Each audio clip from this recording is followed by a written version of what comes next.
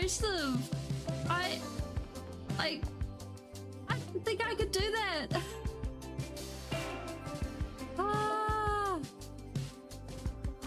Anywho, so we've got a few of our gadgets all sorted and all ready, and I've been working on some in between streams. Also, if we fall out of the air today, that is because our elytra is halfway to breaking and I can't seem to find the backup boxes of elytra. So if we do fall out of the air, that is why. Hi Ninja, how you going? Also, I've been looking for the sea pickle so that we can get this farm going, which is a sea pickle farm. And all it needs to do is have a dispenser put here full of bone meal and a bone meal box. So that can go. And then we will have sea pickles. And then... yeah, we should be fine. We should be fine on the wings because I was collecting endstone over the weekend. See, we have like... I put the rest of the endstone in a chest. But with that, we also have in here another set of elytra. So that brings our total group of elytra upward. I think we've got like 7 pairs of elytra now. So that's a bonus. And we shall just have to make... Actually, we shall just have to work on our MLG game. This is where we're at.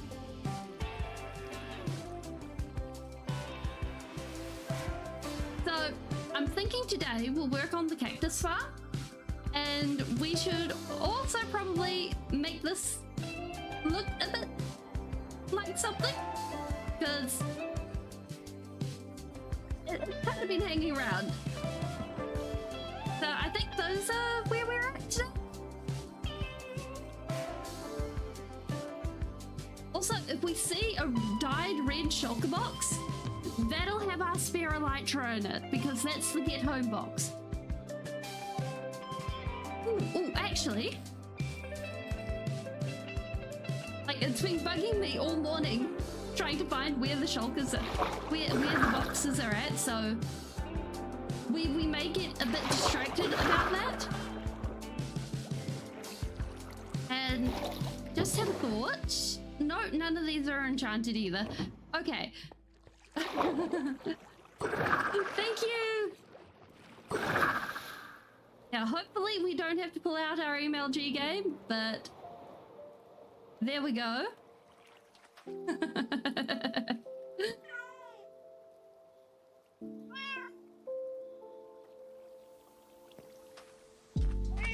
So I'm thinking for the cactus farm, we can go ahead and make it so that we have like this really cool pit that's decorated.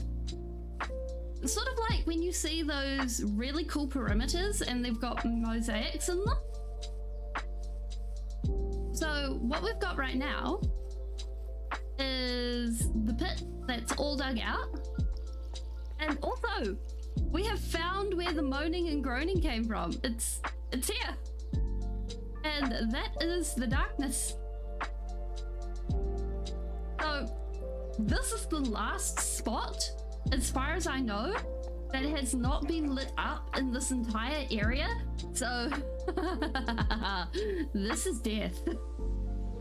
I'm not entirely sure whether I want to go in and actually light it up or we just deal with the consequences of our own actions. But I'm thinking what we'll do is we'll do a bit of a sort of flower mosaic using yellow stained terracotta and not stained terracotta, glazed terracotta, and mix it in with some shroom lights. So So when the cactuses fall, it looks pretty good.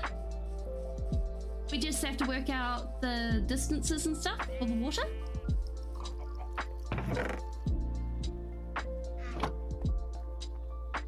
And I think that'll be good. It should look good. Fingers crossed.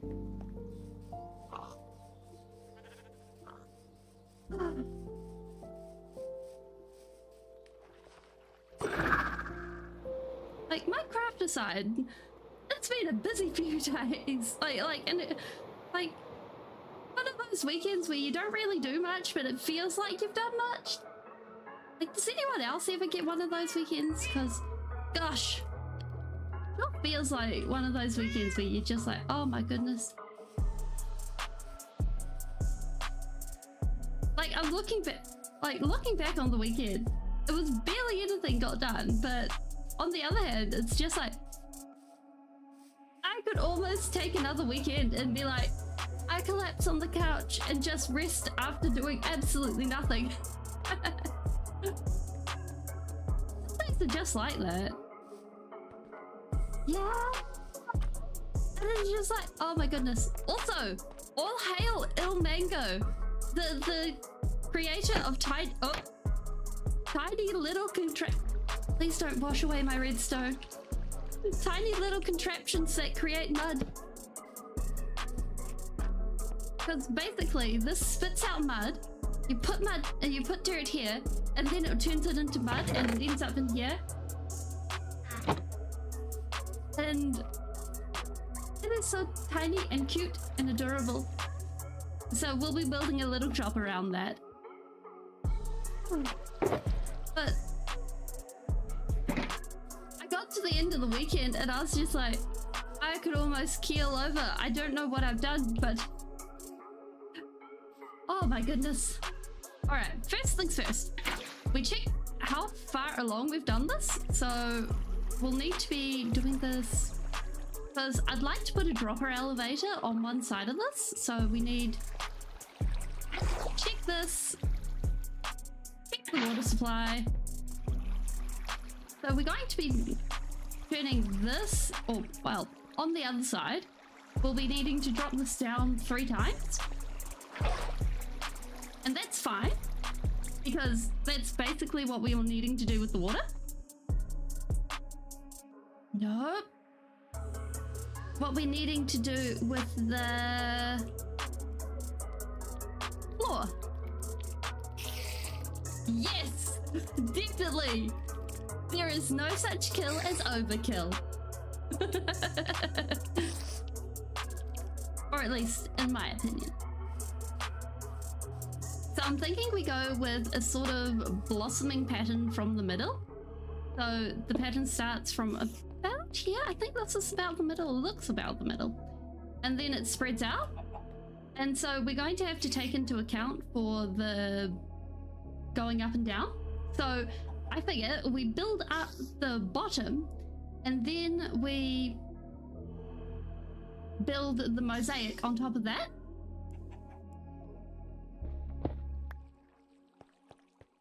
So if we grab some stone and then we fill everything in and then we sort out the water. And I figure we do it so that one side is going up and then we also knock down the other side. And it should work out.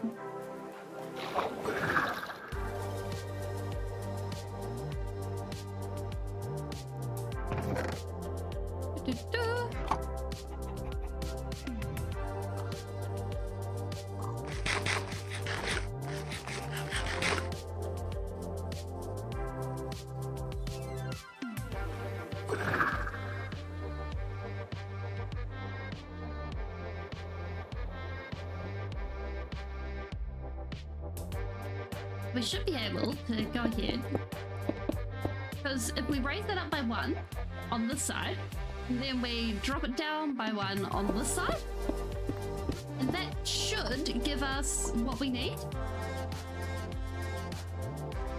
And yeah, I'm looking at it and I'm thinking that that should give us what we need. Wait. In my head, it worked.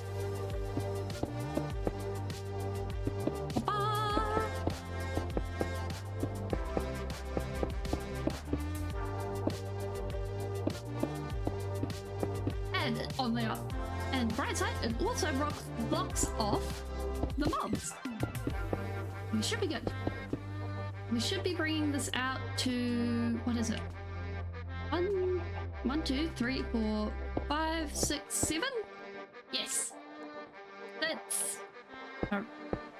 water flows for 8 blocks, and we don't want to be putting more blocks down, so yeah.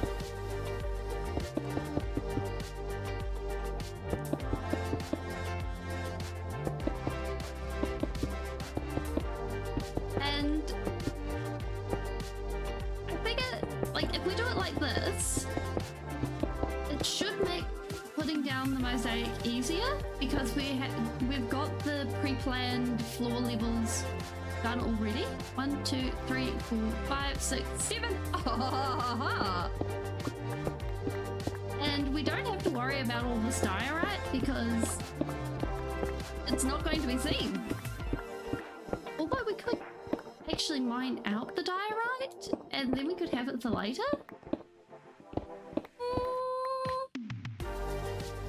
Nah, that seems like too much effort. Okay, so in theory, if we put some water down, this goes along. Long one more. Haha. Yes, perfect. We have the water. All right, perfect. So now comes the tricky part. Because I figure if we go like this,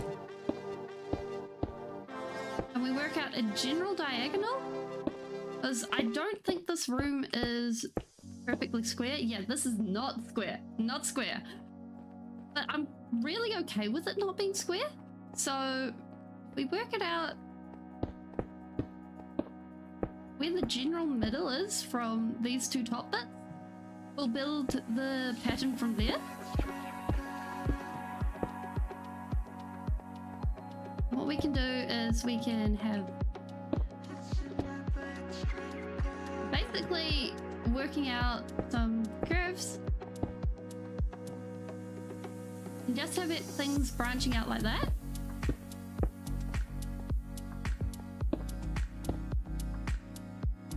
Wait, how did we do it? Oh no, this one needs to go out like that.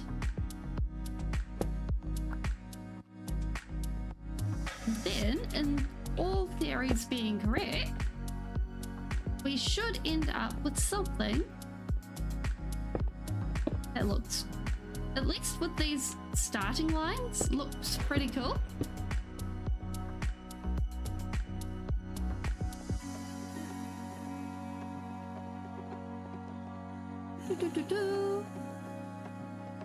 That one comes from here. Yes, 1, 2, 3. Ah, nicely, Lemon. How you going? We're busy designing a cactus farm right now, and it's here for our village.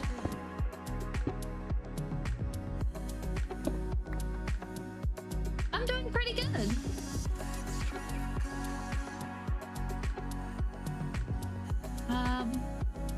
Although we've been asleep.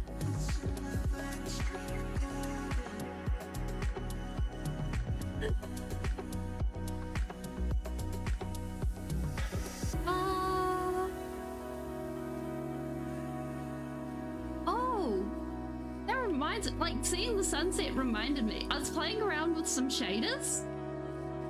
Because, like, shaders are fun to play around with. Although they really tanked my frames. But oh my goodness, it made everything so pretty.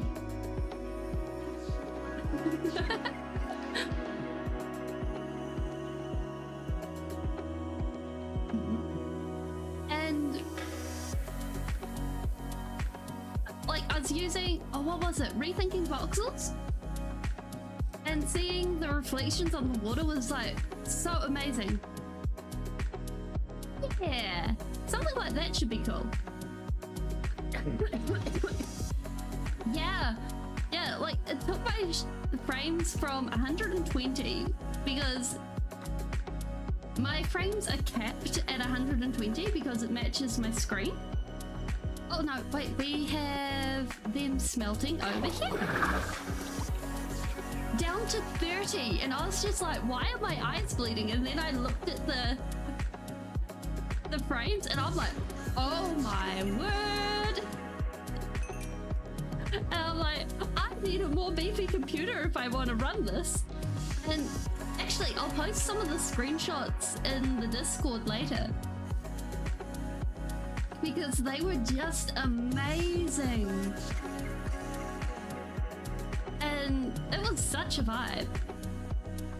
And oh, nicely lemon. So what we're doing here is, don't mind this, this is kind of a work in progress, but this is the village that we're working on, and each of these redstone things are going to be covered in buildings so that it's going to fit in and look cool, and we're going to end up with a city. And basically, this is going to be the Wheaton Empire. Yeah. And basically, they're going to be, what's the word? Invaded by the Potato Republic, who is also being egged on by the evil poisoned potato casino, which happens to be our mob farm, which is over here. Speaking of which, we should actually check if there's any gunpowder in this, because I know I was just chilling here for a little bit while I was checking some stuff, but we also need some bones. Grab those. There we go. Okay.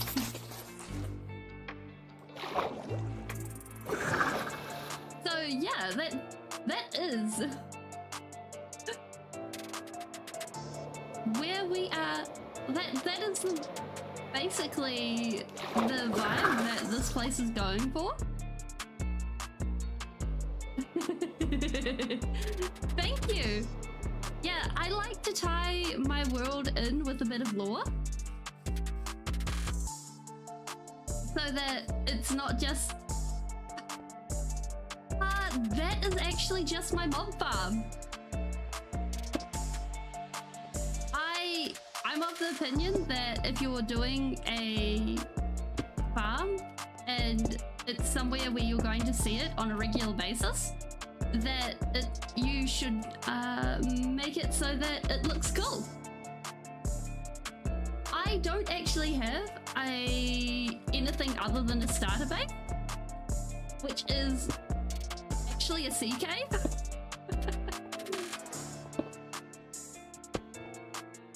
So it's just sort of chilling. Although the sea cave is quite nice. I will admit the sea cave is quite nice.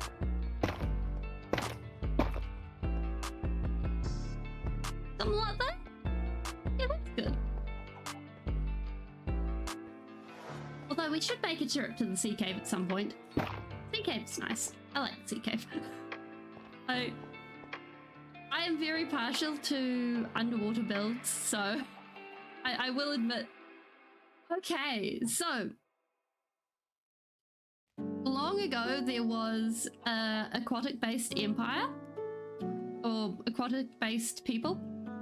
Well, not really aquatic at the time, but there was a major earthquake, and it ended up basically sinking a lot of their stuff. Let's not put that there for now. And so they ended up having a lot of their city fall into the ocean. And so from there, that meant that they basically ended up abandoning their city. and put that there. Yes, that looks about right. And also, in the fact that they abandoned their city, the people who are the inheritors of the people, they, or the descendants, that's the word, they split up and went their separate ways. But many, many generations later, they're sort of conglomerating back into the same area. But the thing is, they're now so different people that they've taken many different paths to get to this point in time. And they are now the Wheaten Empire and the Potato Republic. So they don't see each other as the same people. So they're like, no, this is my land, no, this is my land.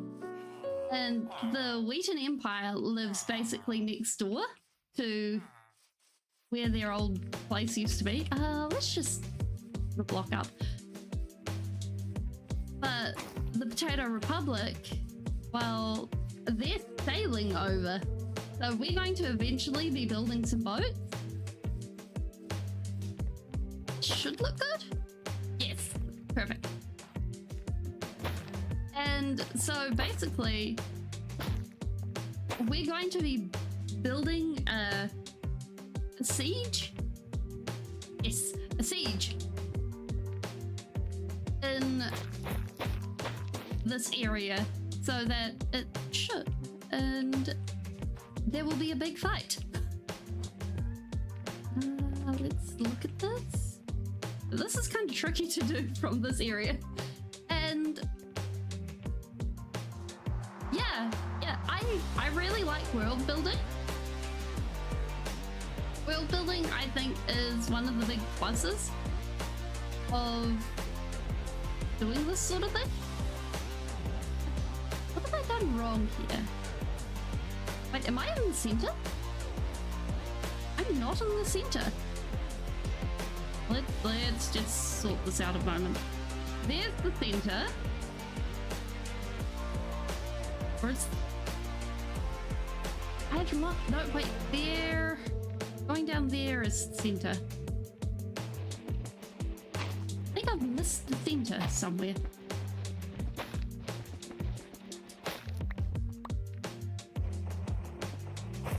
But yeah. And the way I see it, we start with something small. So in this case, we've got 2 kingdoms. And we're only building 1 kingdom and a casino. And we work out from there what other things are around. So in this case, we know for a fact that there is another kingdom that exists, and we will be able to build that kingdom when we get the chance. If we so choose, we might actually decide that we want to actually go ahead and build... Oh no, that goes there, that gets removed, and that gets removed. We might decide that we actually want to go ahead and build massive old monuments. We might decide that we want to go ahead and build... That feels... Oh no, wait, this is the center line, isn't it? Oh, yeah. Feels more correct. That's filled in. Oh, I see what I've done wrong here. Okay. Oop. Yes. Okay. Let's double check this. I'm starting to get myself confused on this. Like, when you're doing things like that, it's much easier to get a big aerial view rather than looking at it from close by.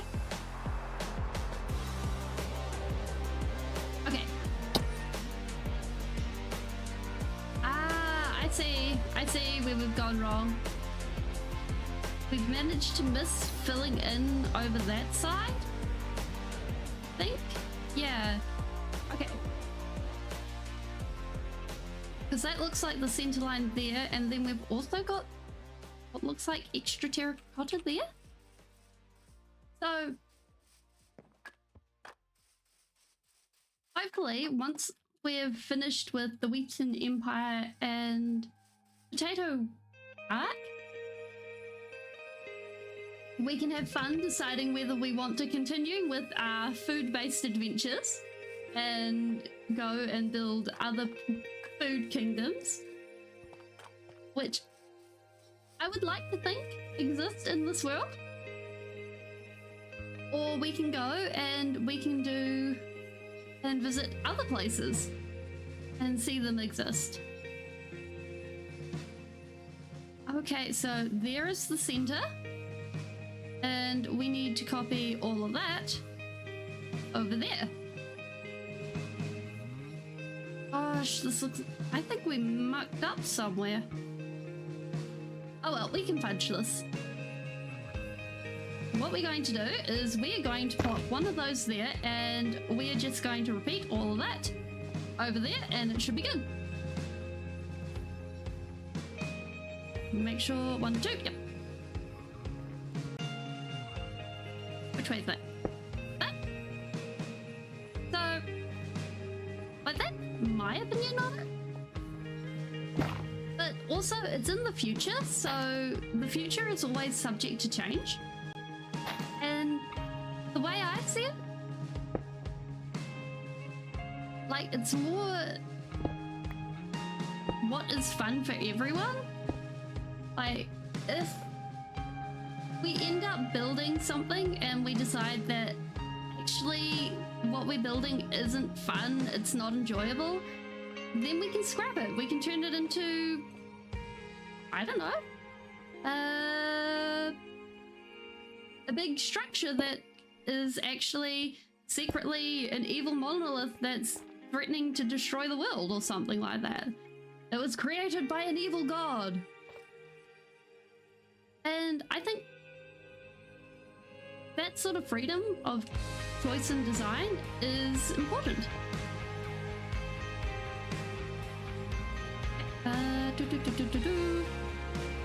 But the red dot, we have a one of these. Okay. Underneath that. And then underneath that. Okay. I think now we've got pretty much... Oh, wait. One of those. And then one of these. Okay. I think we've got everything symmetrical, right? Yes. Okay. Now we can have fun. I'm thinking if we go like this, we bring a line down like that, and then we go, and we bring in some of this, and we do the same on the other side.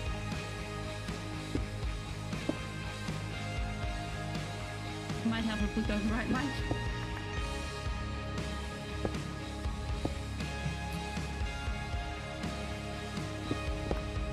Which way around did we do this?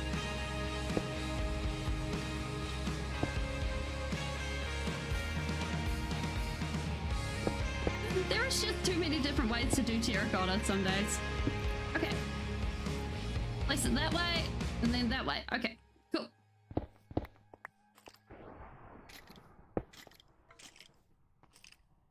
Oh, shoot. Okay, gotta keep an eye on that.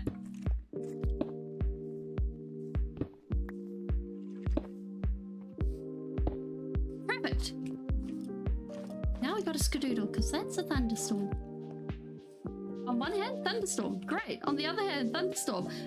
I'm not so sure about that.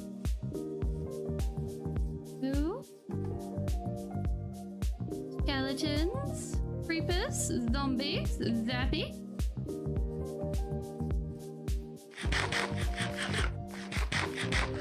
Anyone anyone important around here that is going to be of trouble? No? Okay. We're just going to take a quick dip. Like...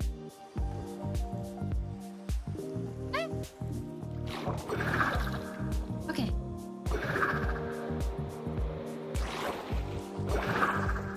I think this is probably the best place to go.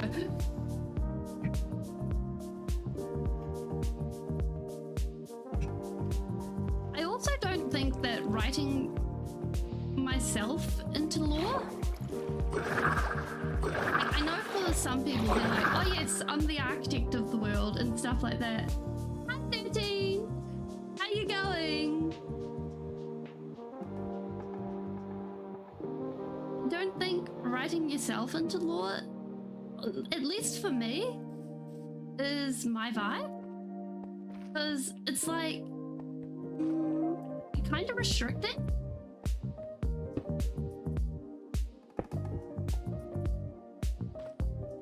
But I can also see why it's good for some people. Whereas being like, oh yes, this world exists and this is how it exists is also, I think, really cool. Okay. You should be able to go like this and bring in more of this red. Oh no!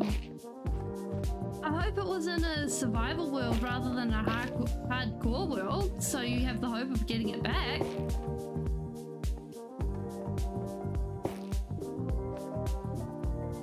Like, what's happening here?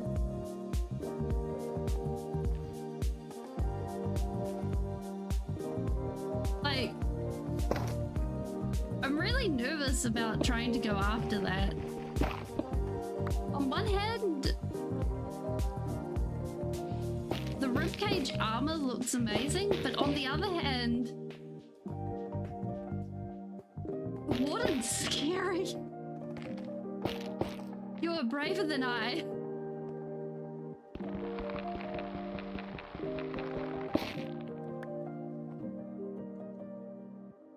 Oh. Wait, in a nether chest? What's in here? This isn't right.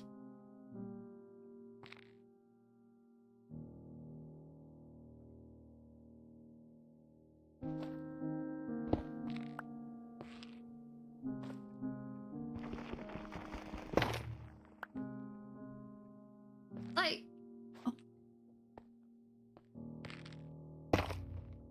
The trim I lost with. Oh, so it's the pig snout one?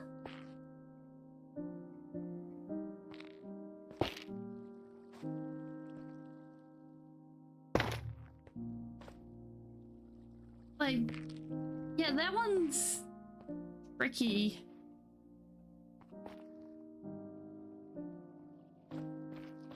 Also, I feel you on the piglins. They terrify me.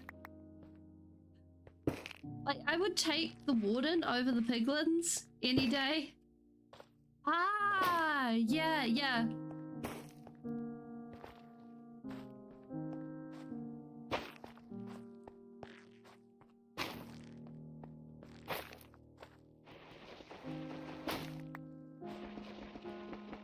Like, there's just something about piglins that I can't vibe with.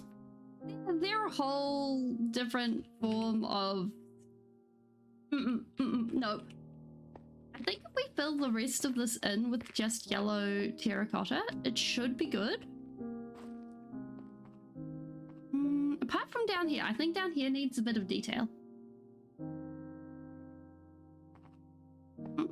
I was looking into treasure fortresses after I just stray lava. Welcome, Jensen. Oh, piglin brutes. Piglin brutes. No, like they added the Nether update, I can honestly say I didn't go into the Nether for probably a good month or two. I just camped out in the overworld and was like, you know, the overworld's fine. I like the overworld.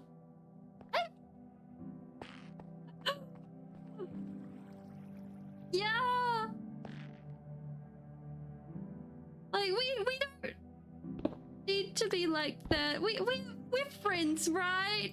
Like your friends don't. We can give you gold. We can be friends. And then they just are like, SWAT, and you're like, you took half my health.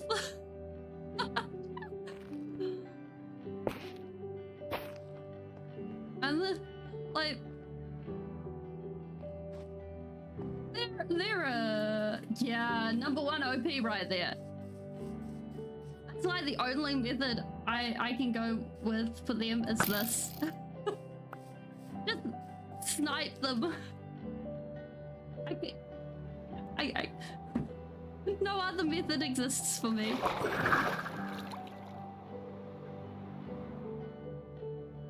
By the way, if anyone spots a red shulk box at any point, we need it. We were after... Wait, did it end up in here? No, it didn't. Because that's the thing that holds our enchanted elytras. It's our get home box, and I put it somewhere funny. I do not have... I have mending on my bow. Because the way I see it, I have a mob farm that gives...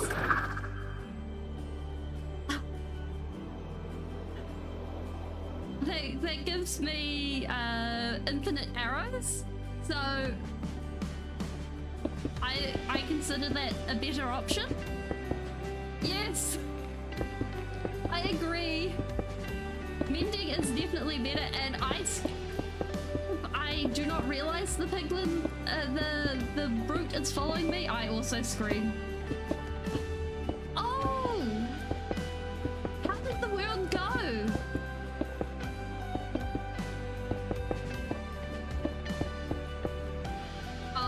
Yep. I feel that, like, this is my longest lasting world ever. And it is the second world that I have not died when I got into the Nether. I recommend bartering with piglins for Eyes of Ender and fire resistance potions when you get to... Oh, wow. Yeah, that would do it. A piglin jockey? I don't think I've ever seen a piglin jockey. Like, that sounds really cool. But getting killed by blazes, that sucks. Because it's something that it almost feels unavoidable, or sorry, avoidable, but like you run and then it's just like poof. Okay, I kind of like that. So the only thing left is to do the walls, and I think we'll leave them plain. Probably, I want to say quartz, but we don't have enough quartz, so we'll do white concrete. Yes. Like, I was mentally just checking, do we have the materials for white concrete? But no, we have all the bones, so we're fine.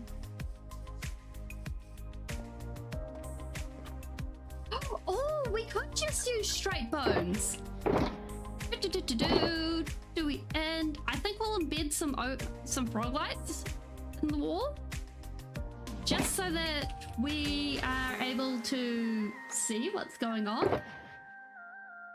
Because the way I figure it, what we'll do is we'll leave this embedded in the floor of the place that we're doing this. So we can just walk straight over this and be like, oh my word, this looks amazing. Isn't it fantabulous? So actually, if we grab some of these and we empty our inventory, we will worry about actually emptying these shulkers after stream, so that is fine. Like, I don't do well with shulker box monsters or chest monsters or anything like that, so they get emptied almost every stream. Well, after every stream, not while I'm streaming. So they usually get moved, but unfortunately they didn't happen last time. They're everywhere. But that's why we have a temporary sorting system, and a sorting system is one of the things that will eventually happen. Let's grab all of these and see what happens. Oh, and we will come back for the glass. Yes, it is the organized chest monster. What's happening is it is slowly creeping up on us, and eventually it is going to eat us, I'm pretty sure, and we will have no more spelling.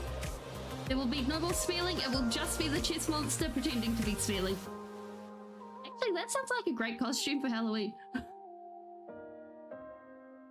We shall be the chest monster. Welcome back. Don't worry, you didn't miss the end of it. Oh, just talking about chest monsters. Okay, so all we need to do is widen this by 1, and now we don't need these either, so these can go, and we should be good.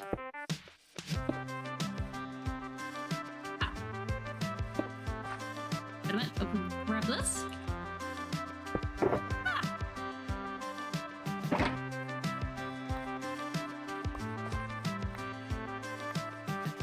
Yes!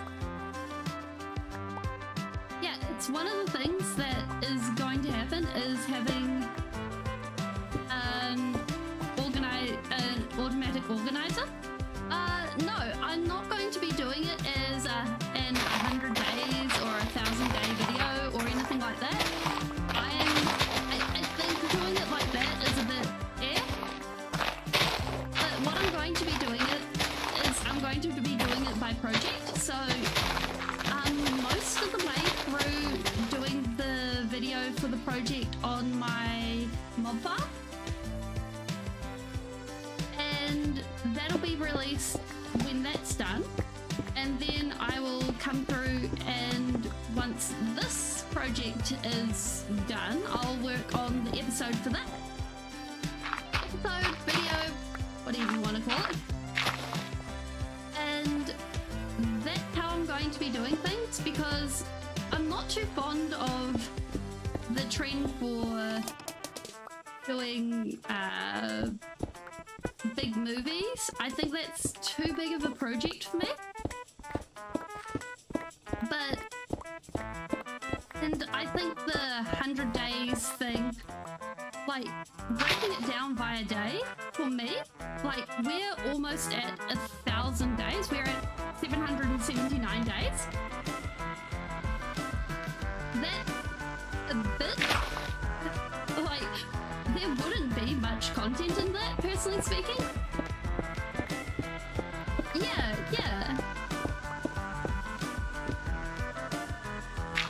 And it took something like, let me think on it. I think something like 600 days to get the mob farm done. So I don't think doing an episode going, yeah, we did it in 100 days would be either genuine or fun. Like, the way I see it, there's no point to follow a trend, because if you're following a trend, you're just kind of copying someone else. Whereas if you're doing what makes you happy, as long as it's good quality, then I think that's the better option. Oh. Yeah, exactly. Like, well, the thing is, this...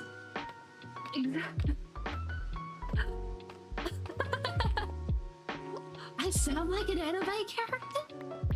Oh my goodness.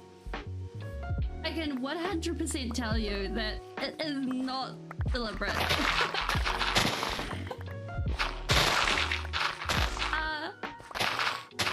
But I think when it comes to people looking for subs and stuff, 100, that is like when I think about that, all I can think of is like the really terrible like when I started playing Minecraft, anyone who used diamond blocks or those kinds of really flashy blocks as the main blocks in their bases were just ridiculed because like it was the assumption that they were little kids. So oh, thank you. I appreciate that. Like I try to give everyone who watches the best experience that they can. Although that being said, it is the experience for the greater whole of those who are watching rather than the individual, because like it is for the community that watches. Because the way I see it, you protect the community that watches you. Like it is a give and take. And it's about looking after the people around you and being just in general a good person. I hope I get to day 1000 too. Like, it'll be the first time I've ever gotten to day 1000 in a hardcore world. In fact, every day we are getting through in any of these worlds at the moment is a new milestone. Like, I think the longest I've gotten before now was 150 something days. So this is really awesome. And not only that, but we've defeated a wither. Well, we cheesed it really. We put it in a cave and we hit it. Thank you. And I think the whole do unto others proverb of like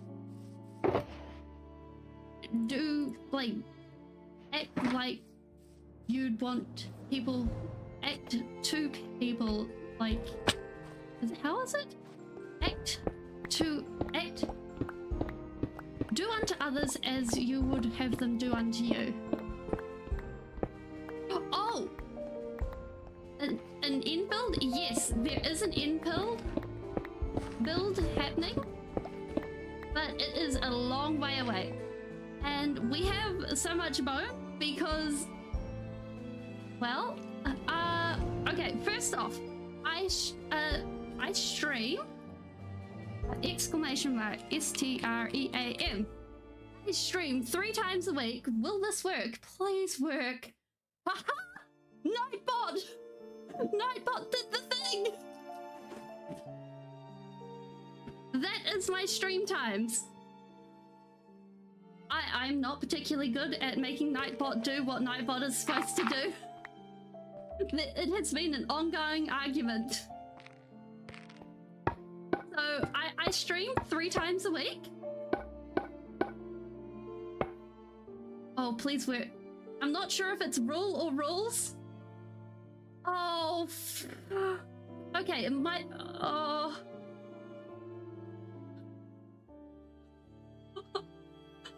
Oh no. No, Nightbot! Oh, we're having trouble with rules. Nightbot doesn't believe in rules, it seems. It's kind of annoying. But basically, the general rules is don't be horrible and don't spam. Treat everyone with respect. You know, that's, you know, be a good person. It's the general thing. Don't spam. You know? That and Nightbot will ping you if you play around with caps too much. Yeah. Thank you. But anyways, the bones. Where do we get the bones? We get the bones from the mob farm. And as for the mob farm, we go this way. Oh, I think we may actually have to stop off at the Guardian farm as well. But this is the mob farm. This was our first major build. Yes! We have the Spire, the Eye, and the Wild trim. And all of this is fully... all of this is fully...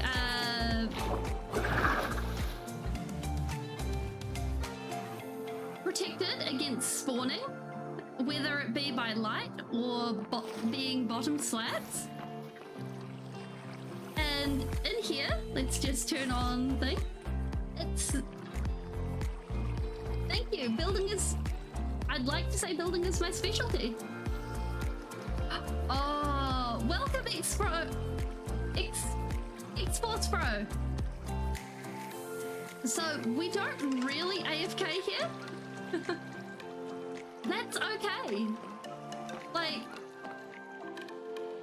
again, that is super okay. And also, no names or ages or real life addresses and stuff in chat.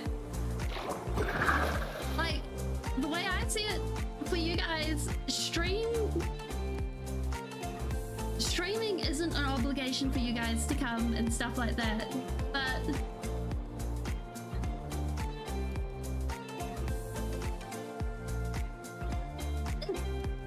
it's nice to hear that you guys enjoy it enough that you guys try to come.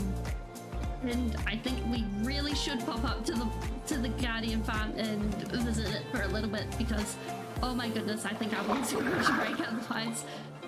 This is not somewhere I usually visit on stream because it's not pretty. Oh, welcome, Brewy. I've never played Mario Kart. Like, I've played a little bit of... Which one was it? I brought... the one Mario has the hat in. Which one is that? I'm not a huge Mario game. It's a epic game? Is it? Like, I'm the only person in my close circle of friends that, well, that I can visit very often that plays anything. So it's like, I normally play one person. That's what the guy. So basically, this farm works on the Guardians bouncing up and down on cell sand bubbles, and then they go through the portal. Then they go through another portal, and then they pop through here.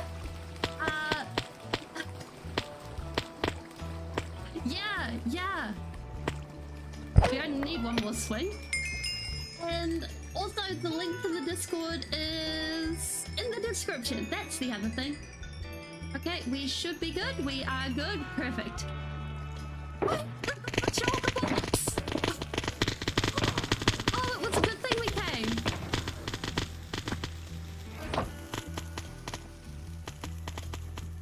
Oh my goodness. I must have been repairing elytra. All the things. I didn't expect that.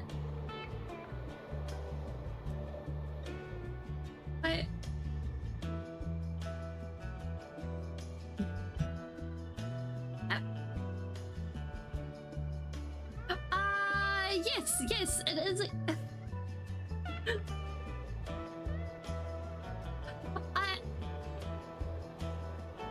The mob farm is accessible.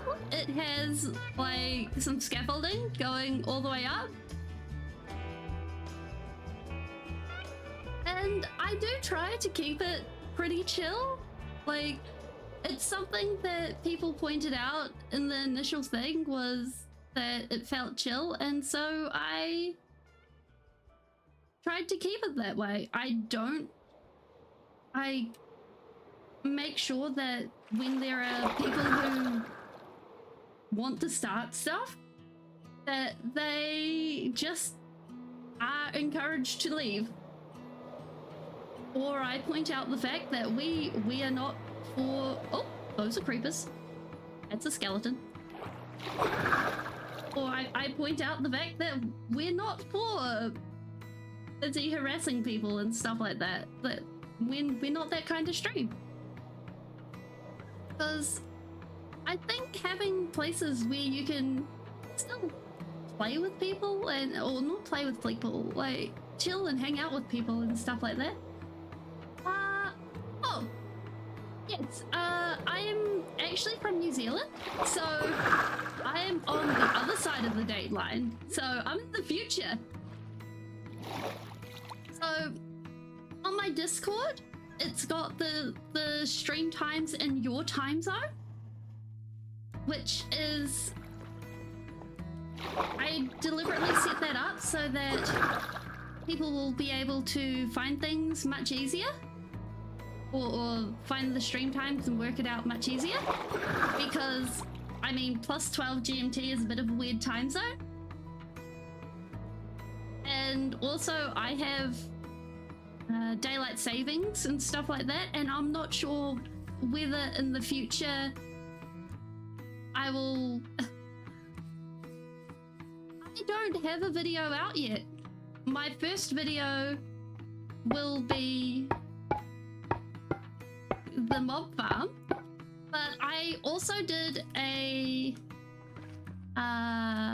survival series before this, which was the first thing I did.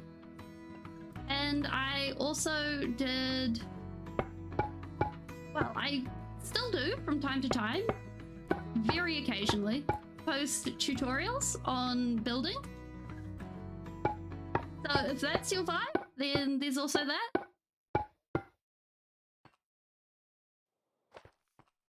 And then I'm thinking we'll come along and just pop open like this and put in frog lights and just go like 1, 2, 3. And that should do. I kinda wish we could get stairs and bone blocks. That would be cool.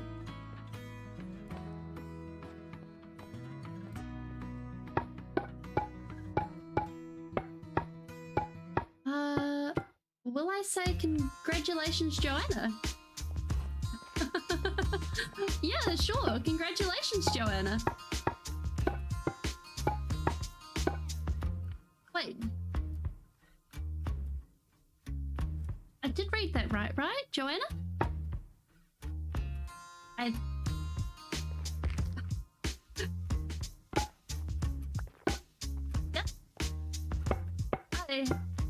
There's definitely a few of them. I hope you aren't shocked by the quality, because I've definitely improved. Ah. I have actually tried 2 Final Fantasies. I've tried the one with lightning, and I've tried the one with cloud. So 8 and I think it's 11. sorry, 7 and 11.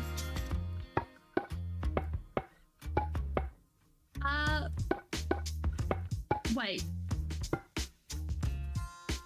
Are you telling me I put a spelling mistake in the first one? I'm not sure. Are you No.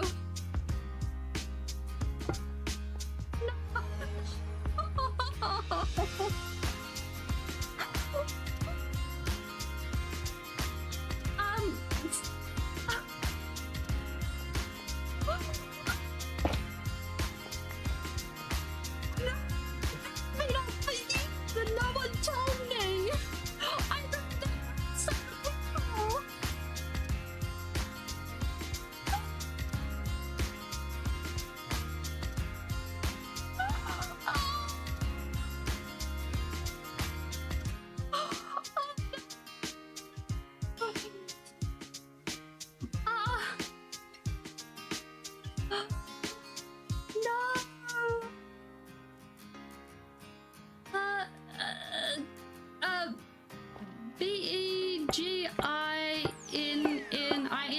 Beginning.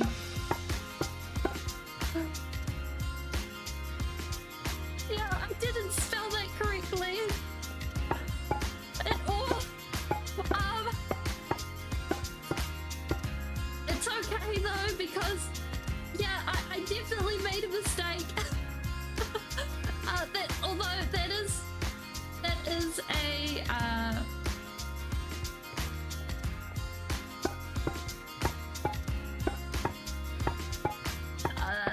running theme, because for those of you that don't know, my username is a spelling mistake. An actual bona fide spelling mistake. So it kind of fits.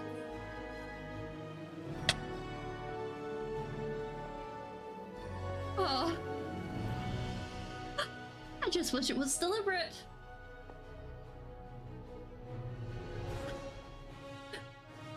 Yeah. It was supposed to be spelling mistake, but it ended up being spelling mistake for my Minecraft username.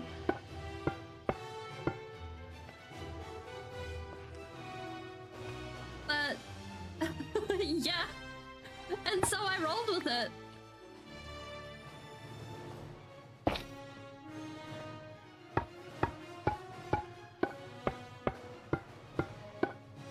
What is, I think the saying goes, there are no accidents.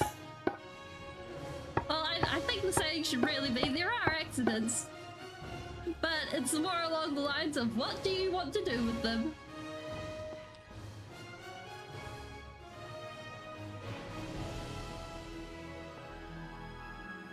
I think when it comes down to it, it's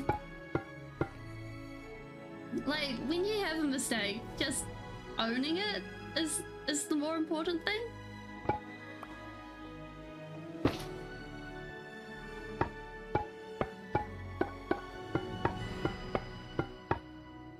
And if it's something that like ends up troublesome, then fixing it or like coming up with solutions would be good.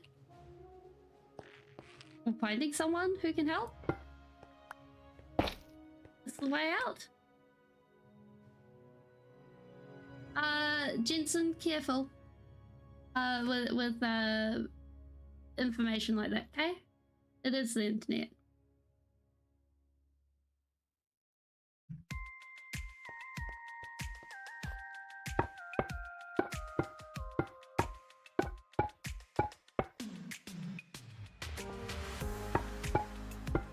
Ba-ba-ba.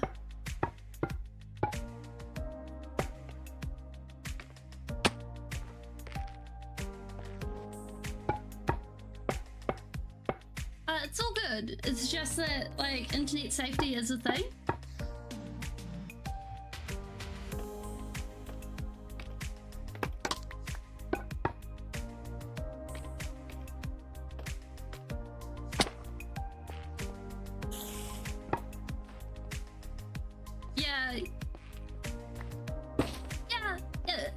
yeah, absolutely. Like, USA is a huge place, and I imagine so is New York.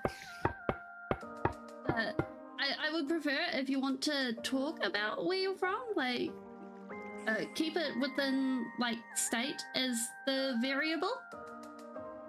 Like, state is the closest place.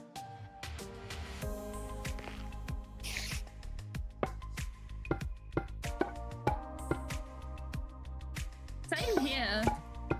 Like, New York may as well be a fantasy land to me.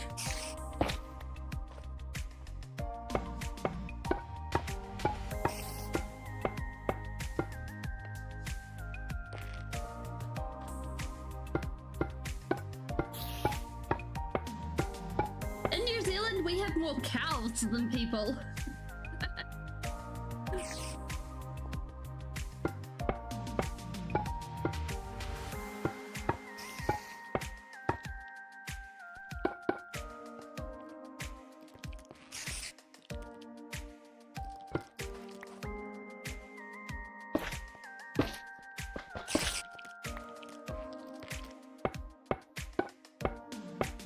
Alright then.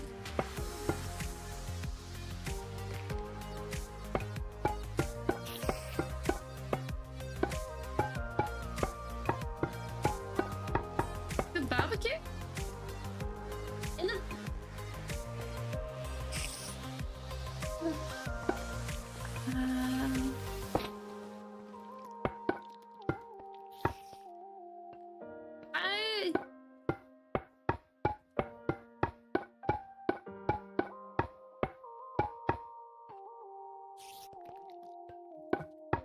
I think when it comes to I don't think you can correct typos on here. Like, I think they can sort of stay. And when it comes to, like, it's really interesting when it comes to food around the place. Everyone has their own sort of brand, and it's really interesting. Because you basically end up with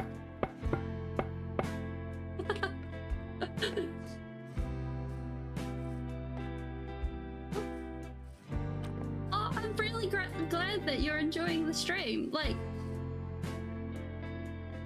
I think that is definitely a sign that, like, I will take that as a big compliment. Because I think when it comes down to it, having the nice chill vibe, I think, is more important than anything else. And, like, making it a comfy place for people to be.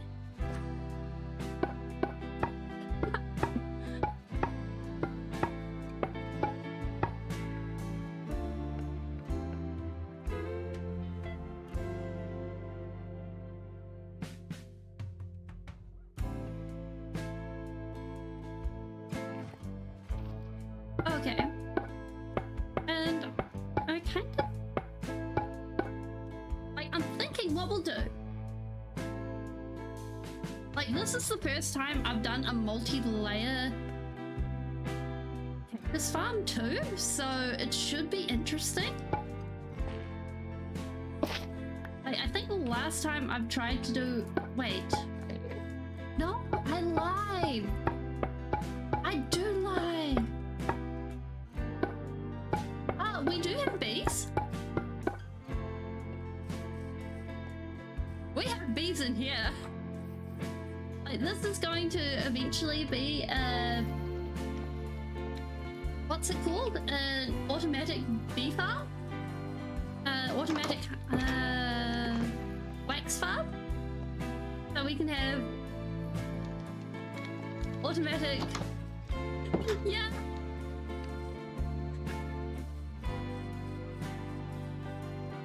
Oh, I am fond of puns, and unfortunately when I was doing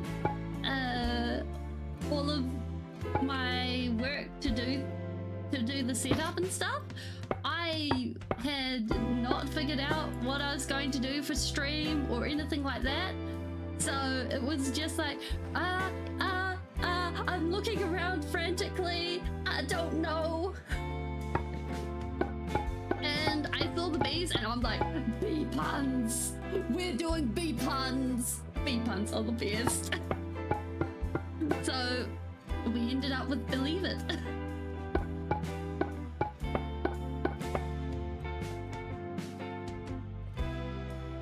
And like, I kind of think that sort of thing. I kind of think that sort of thing. Like, on one hand, puns are kind of terrible, but they're so much fun to do.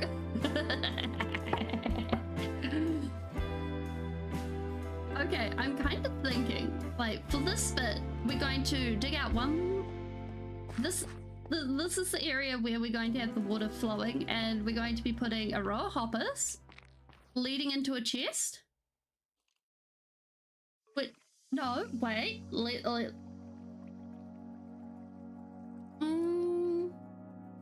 The only console I own is a Switch. Like, when I was younger, I wanted a PlayStation, but I kind of decided as I got older that I didn't think it was worth it. There's still games that come out that I'm like, yeah, I really want that, but I just don't think it's worth paying the money. Especially now that Spyro's out on PC.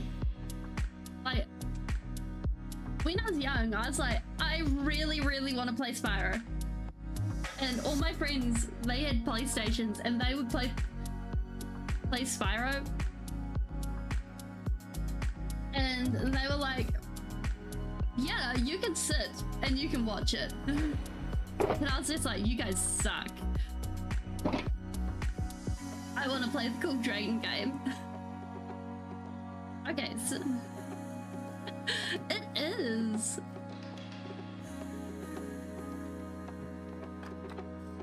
Like, I'm a bit stuck on a level, but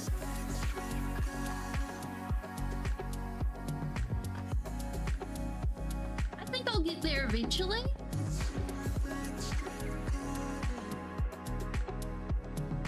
Okay, so this is going to go into there. And then all of these are going to point into there.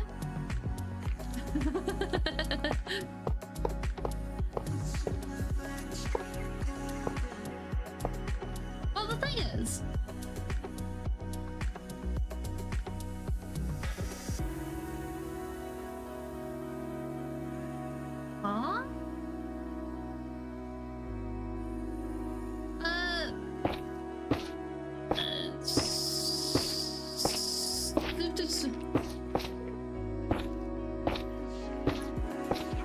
I don't understand the BMW. I only speak English.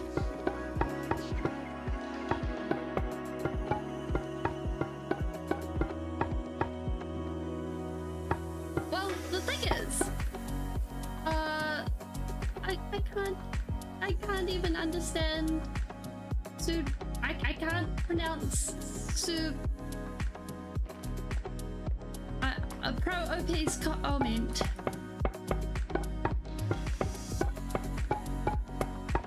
But, like, eventually when it comes to games nowadays,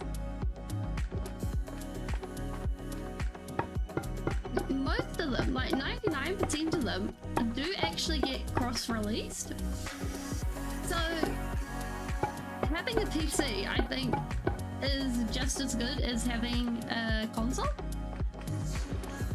And usually it's even easier to mod, which I think makes life pretty good. Because modding, personally speaking, I really like mod.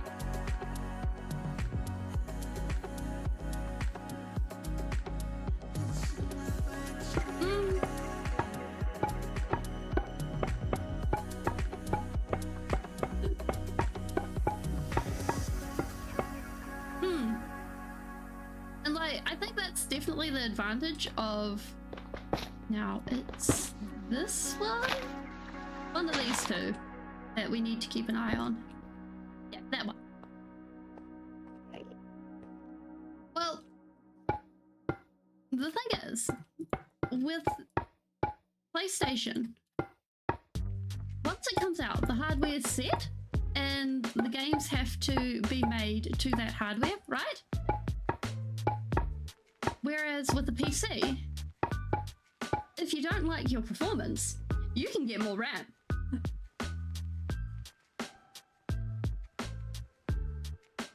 I'm not familiar with Gorilla Tag.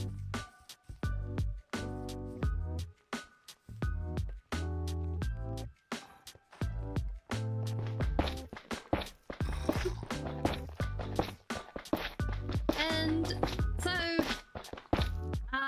yeah, I don't do VR. That would be why.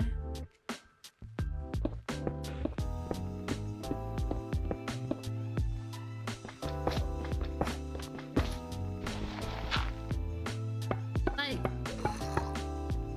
because, and I think that's a real advantage of using a computer, is the fact that you're actually able to constantly upgrade your computer, unless you're on a laptop. Doing that on a laptop is a whole lot harder. Yeah, VR is really expensive. Okay, so now we get to have fun with some droppers and some all sorts of other things. Suspicious.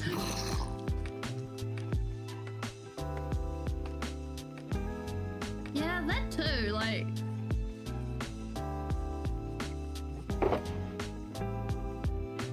I think until there's another wave of innovation in VR, it's definitely not going to be on a lot of people's mainstream ideas list.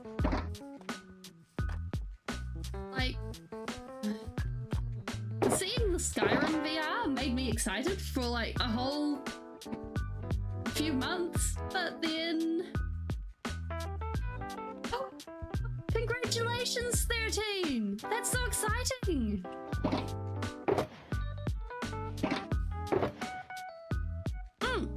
Yes, Minecraft VR is a thing. We need more observers. How tall is this? Let's grab some of this. We're going to do the cheaty way of figuring out how tall this is, because we need basically twice the amount of observers to get this height. Come on, please, please. Yeah, Skyrim came out with the VR. Okay, so that is... I'm not sure where you go to... Like, it'll be on Steam somewhere. Or it was either that, or it was a PlayStation exclusive.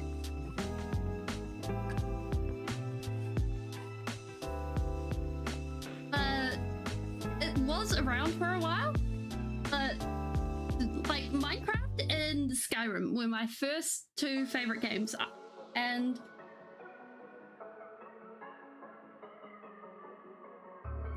they are the two games that I have put way too many hours into.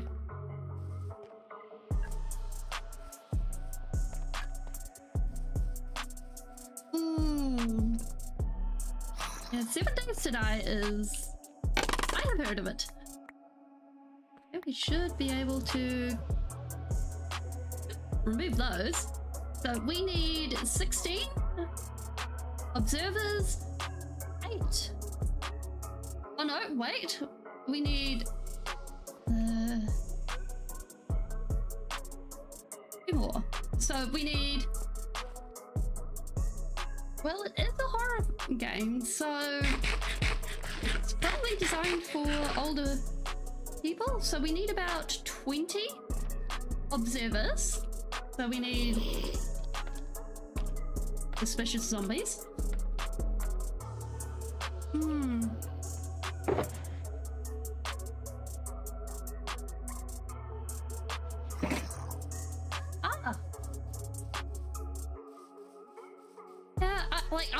huge on horror games. I think the most I get into horror games is phasmophobia, and I am usually the person that brings in the equipment and then hides in the truck.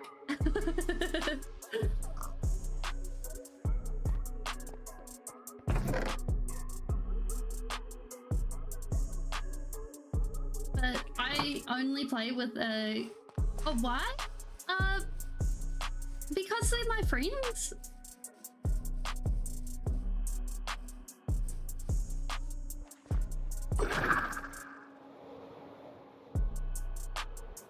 And I like playing with my friends, and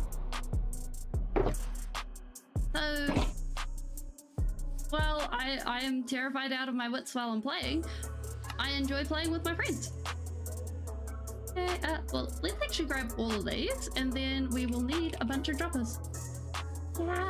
Yeah. Like, I can honestly say, if I wasn't playing with my close friends, then I would not be playing it at all. Whereas, if I was playing with strangers, I don't think I could really play it. Good night, Creed. It's been fun having you.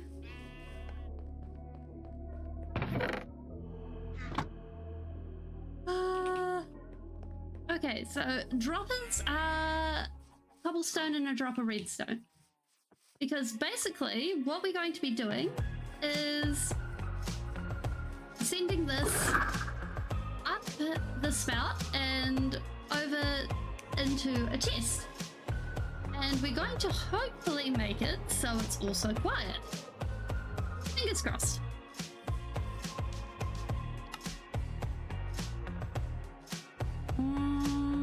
We need one more. We have one more? Good night. Hope school goes well.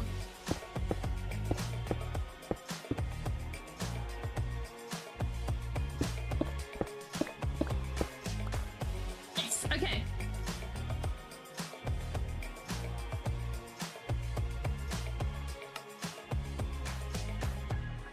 Bye. Okay.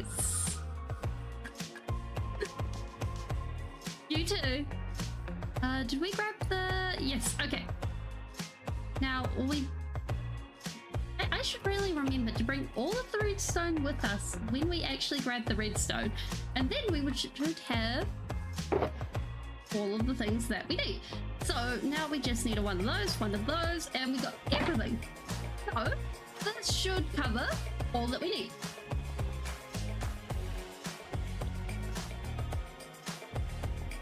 So now, if we go and we knock back most of this, and give ourselves some breathing room. I think, because redstone is one of those things that I've been learning slowly. Usually around about 2.5 to 3 hours. Although they've been slowly creeping into the 3.5 hour mark. So, and I've been trying to cut them off at that length, because if I go longer than that, I end up with a sore throat, and that just doesn't seem very healthy. And yeah, about 2.5 to 3 hours, I think, is the safe length for me to say is the length of time I run. I need to grab 2 more of those. But yeah. And then 3 times a week. Because, like, I think that's a sensible amount of time, because I want to respect the people who are coming here. Like, sitting down and streaming for 6 hours or 8 hours or whatever. Like, one, that just sounds like hell on my throat. And 2, expecting there to be quality in that just doesn't sound like it's actually going to happen. Like, I'm pretty sure I'd be able to be like, oh yes, now we go and we get the observers and we're going to place them down. I'm sorry, they're droppers. Like, that doesn't sound like fun. That just sounds pretty bloody useless. And I know there are some people that like the idea of having a stream that goes that long and they can just have it in the background, and I'm sure they enjoy it. But I like the idea of high quality. And for me, that means it'll be a slightly shorter time. Now, if I remember correctly, this goes up, means that this gets removed. Now we have the observer, and I needed to remove that next block as well. Oh well.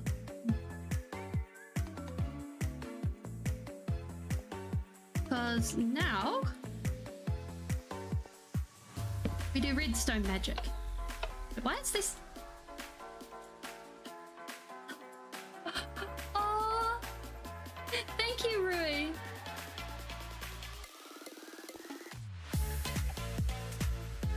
Okay.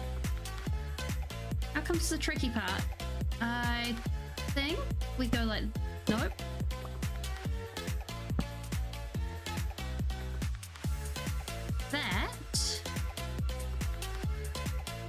We bring dust? No, we use the dust. Like, I've done a 5-hour stream once, and that was when I was doing modded survival, and I built the first time I built a mob farm, and I decided no matter what, I'm going to build the mob farm in one stream, and I can do it. I did it.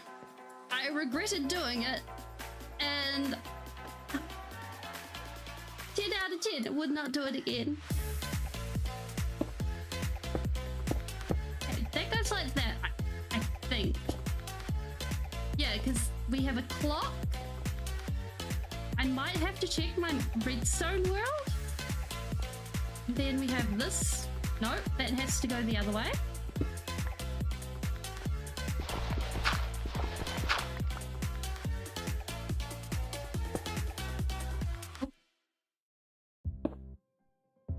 Oh, come on. Okay, redstone. We got the eyeballs. Yes, that's correct. And then this, these go all the way up.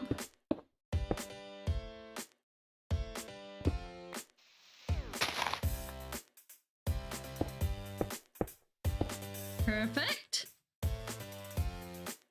I hope this is right. Because basically the general idea is the comparator checks if there's something in it, then it sends a redstone signal out, and that lights up the wire. And then the comparator at the bottom sends the signal and the comparator notes that the redstone has changed, and then all of these note that it's changed, and they flick all the way up. Yeah, I feel you there. Like, Technoblade was my favorite Minecrafter. And are these pointing the right way? And I know I'll never be a PvPer or anything like that, but I feel you there.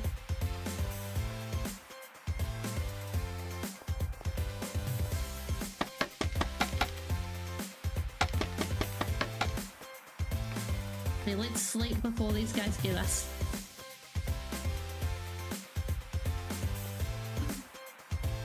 Yeah, like I think the to sanity. We're doing some redstone. We're making a dropper elevator so we can cut. Let's click on an enderman. Come on, buddy.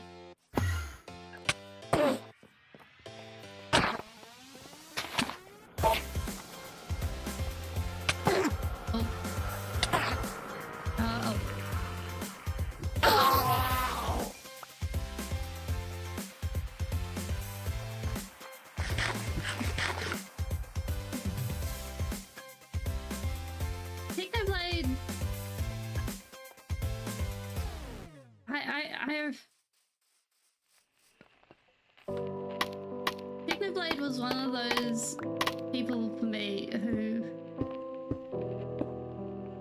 I didn't know who he was when I was watching him. I've been putting these funnily. So when people were talking about this Technoblade guy, I didn't know who they were talking about because I only knew him as the pig guy.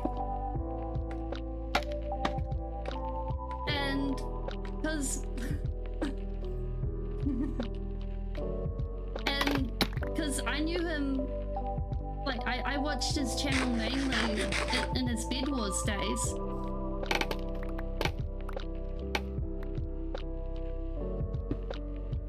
This should, when we throw a bunch of stuff in. Yes. Oh no. Okay. And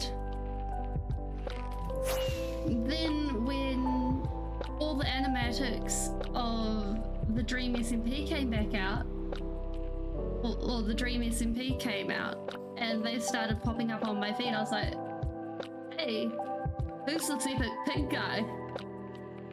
It reminds me of the really cool Bed Wars guy I used to watch. And that's how I refound him. And it was really awesome. And so coming back to that was really, really amazing.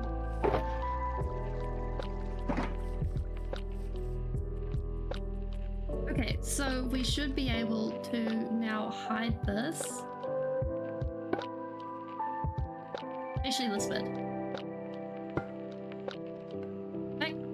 If we leave that like that for now, we should be fine.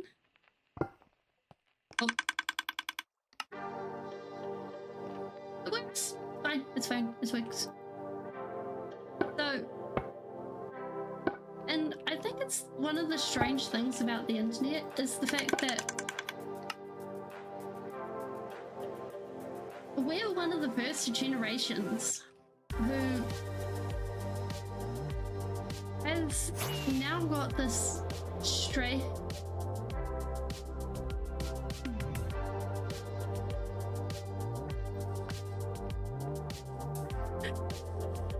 I don't know who Rickful is.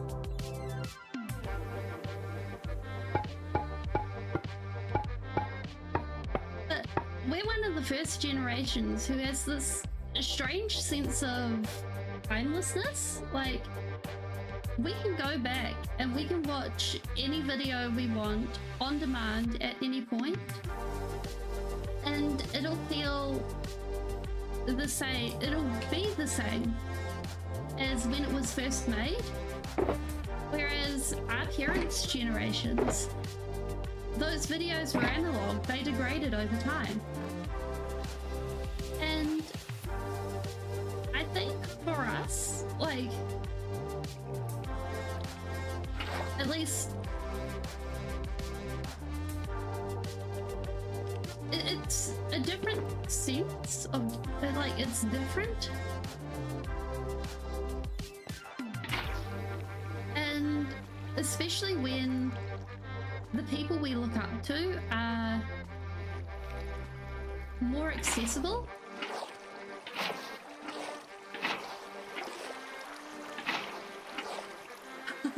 The first generation of people. Yeah, that will be an interesting one. I don't think they would be recognizable as a society compared. Okay, so this should be able to be sucked up, then spat out.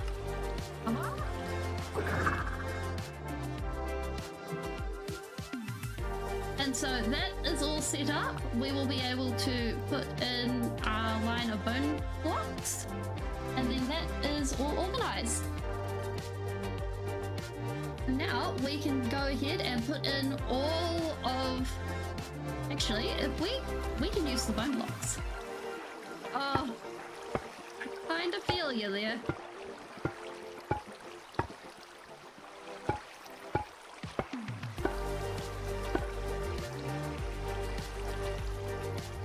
Oh, okay.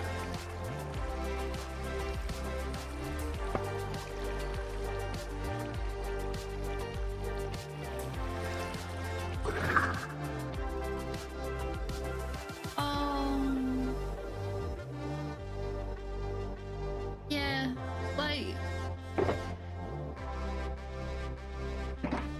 it's the word I'd like to use is interesting, but it's not interesting as in a happy kind of interesting.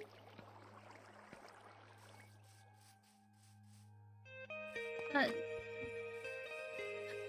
the front that people put on when they're interacting with the internet is something that definitely, I think it's like the front that people put on in general, but just dialed up to 100. And it's something that you see a lot in social media, just that whole, yeah, look, of course everything's fine. Look, I have a house, I have a car, I'm on vacation, I'm on holidays, and everything's fine. And yet they're having arguments with their boyfriends and stuff like that. And I just don't think almost like, on one hand, having a more honest talk about mental health and stuff, like for Rectful, or although Technoblade was awesome and had the most amazing attitude towards what was happening to him, or at least in the public. I wouldn't presume to speak about any private stuff because, well, I'm just a fan. But oh no, we can't do it like that.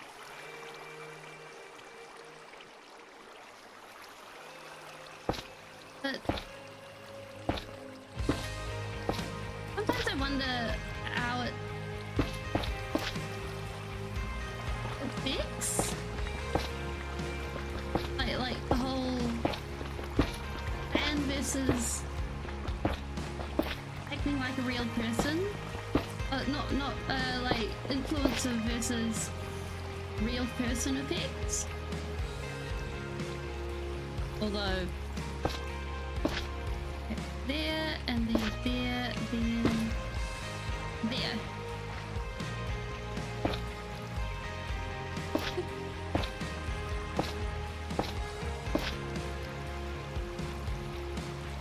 And I think this is kind of a heavy topic, so we'll probably drop it because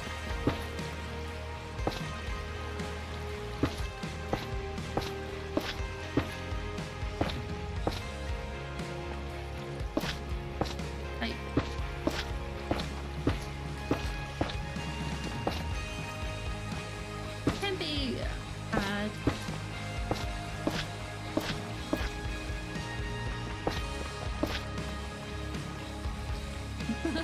So how's my day going?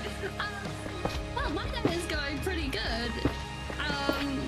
Overall, although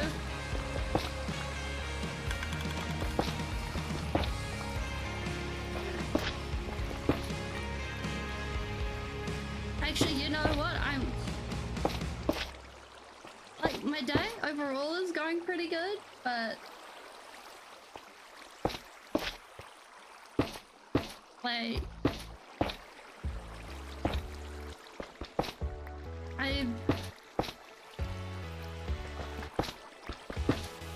I don't think there's any, I'm one of those lucky people who have smaller batteries than most, and so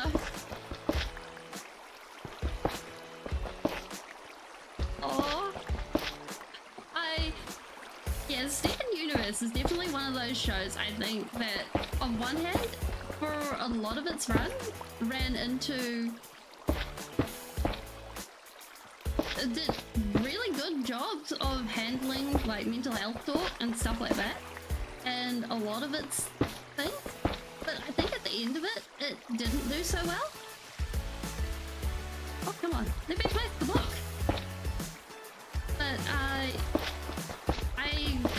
did a thing on Friday and I sort of ran out my batteries and they haven't recharged yet, so I'm kind of knackered.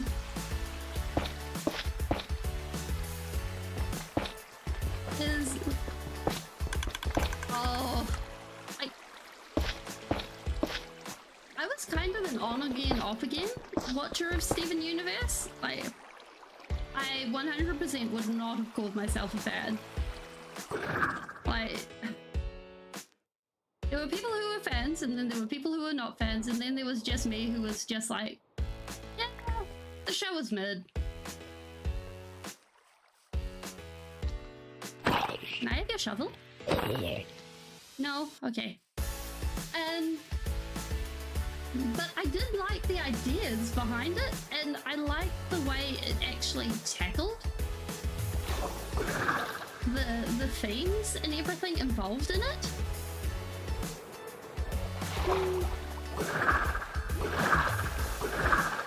I think Steven Universe was overhyped on both sides, like overhyped for being bad and overhyped for being good. And I was not a fan of the art style, but I'm one of those people who is very... I'd probably call myself rather snooty about what art styles are good and what art styles are bad. And the whole round jelly baby art style that goes on with Steven Universe is not one style that I particularly like. So seeing it just sort of made me clench my teeth whenever I had to watch it for any length of time. Grab some of these.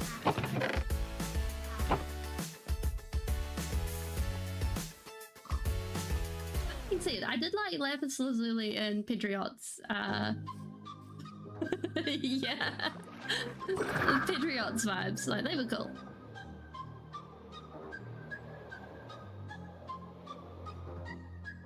That and gemstones in the art community, you could not blink without running into a gemstone. They were everywhere. Like, oh yes, here's onyx. They're my favorite gemstone. You can't have an onyx. I'm an onyx.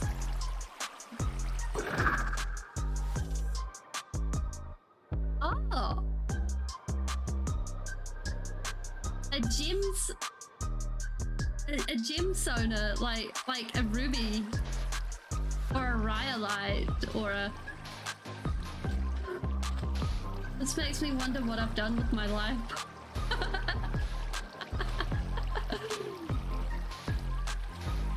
I'm pretty sure a gemstone would be like related to Pokemon.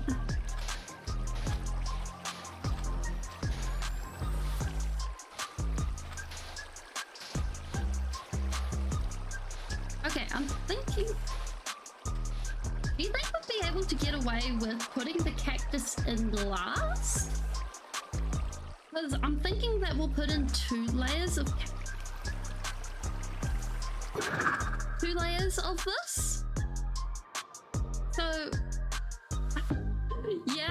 yeah, probably. Like, the accent is real. Oh, for pity's sake.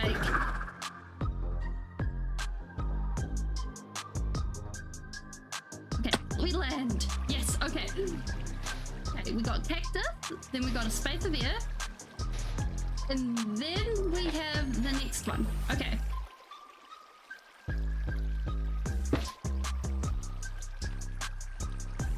One, two, three.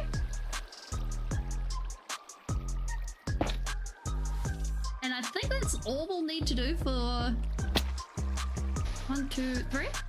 Doing this, right? Oh no, we only need to go 1, 2. Yes, this is a cactus farm.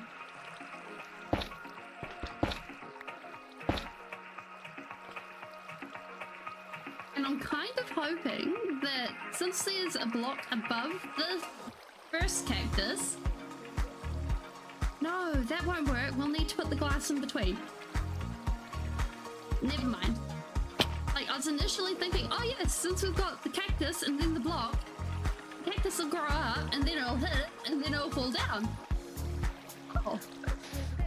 We have a cactus farm already. It's just not permanent. 1, 2. And because I was originally planning on using green glass in the mob farm and having a bunch of glass free floating. But it didn't happen, so now there's a whole bunch of green glass just hanging out in our chests, as well as cyan and lime. But now it is fine. 1, 2, 1. Actually, if we go like this, that'll make life easier. 1, 2. And hopefully,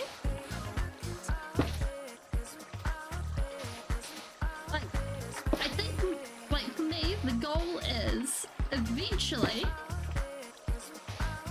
as we're working around here, we're going to end up with a backstop of pretty much all the things that we regularly use, and so that we will be able to take on bigger and bigger builds.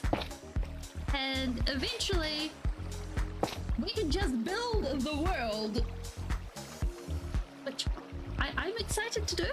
And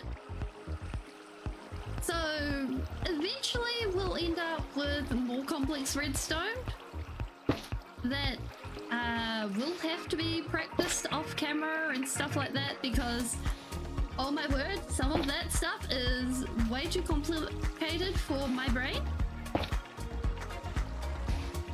But I think we can manage it.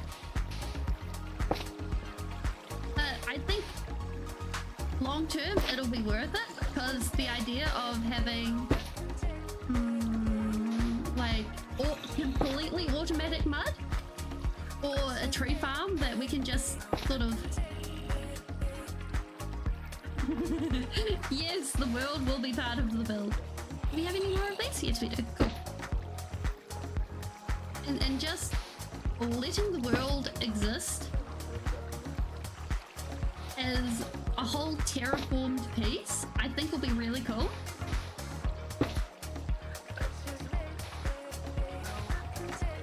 But also in that, it's just a sort of thing of making sure that everyone's sort of vibing with that, because I don't think that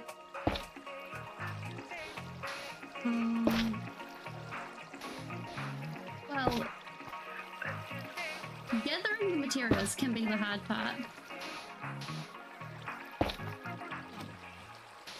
Okay, so now I think we should be able to go and just knock out the top 2 pillars of each of these.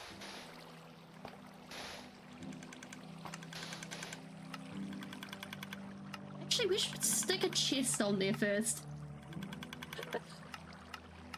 Hearing that go, that makes it sound like we really should put a chest on there. Because otherwise, we're probably going to have a problem with all the sand just clogging things up. Nether armor? Like fire protection armor. I'm not so worried about the lava. It's the brutes, the piglins that get me.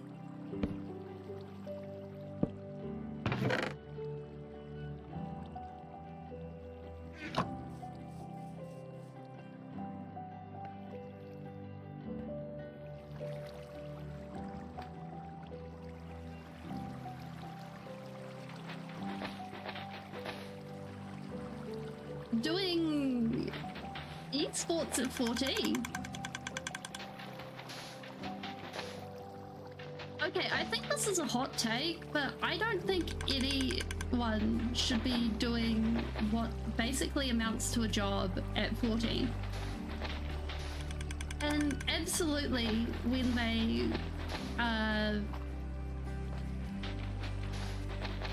and I think what you did is definitely a mature decision. Like, that is definitely an adult level decision right there. Like, because that would have changed the course of your life, Rui? Yeah, stream of youth money. I'm not going to be killing mobs with cacti. We're just growing cactus. And I think like personally speaking,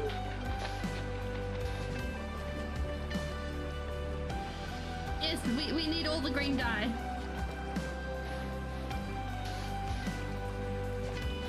Don't know what we'll use it for yet, but to have it as an option is good. And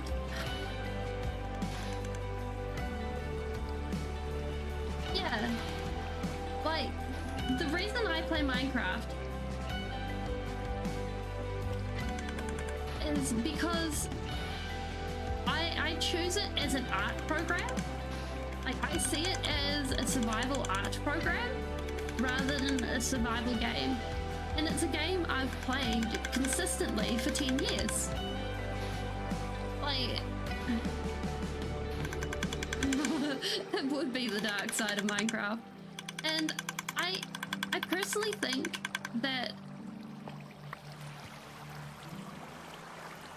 if someone is like, I've listened to people talking about, oh yeah, I don't play X game outside of streaming anymore. I don't play X or Y game or whatever outside of streaming anymore, or doing whatever. And it's like, so with it becoming your game of doing this, it's sort of become the thing that you have to get away from for work now. That's really sad. Yeah. I really like building and creating too. Okay, if we grab 4 stacks of this, like this is, can we get out of here? Yes, we can. Okay. This is the temporary cactus farm that will be being removed after this. We will be able to remove it, and it will be good, and we will be happy. Because we have basically only removed 1 stack of cactus from this. So hopefully, like, when I was in university, I was planning on becoming a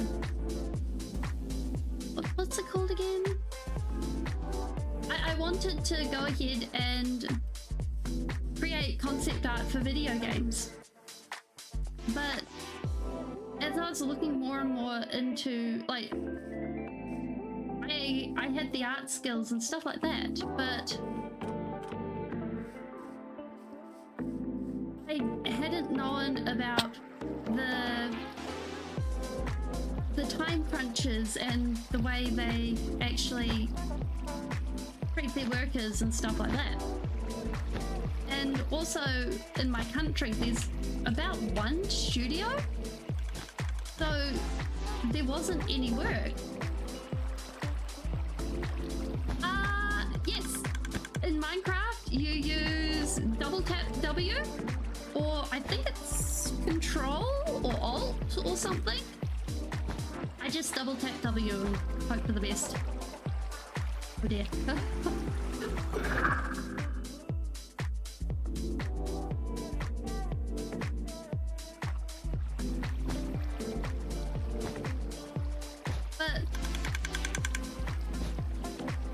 so I look. So oh, come on, please. Thank you.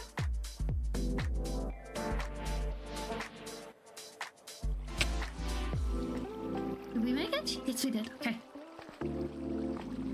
Maybe this was not the most ideal way to do this, after all. Here we go. Perfect. You know what? Wait a minute, because the cactus grows up, then it should. Wait, why isn't that being? No confusion.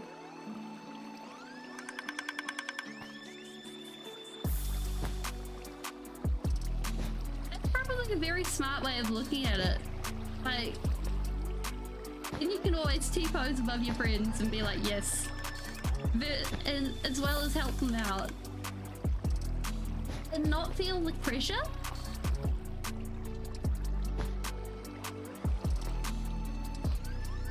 Like, and like the way I see it, because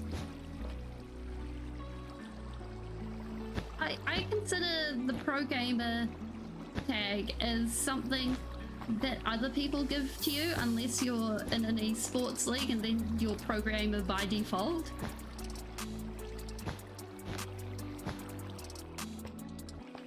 So yeah, that is a very good way of looking at it. Okay, so now we just have to reuse all the sand. And if we do this, we should be good.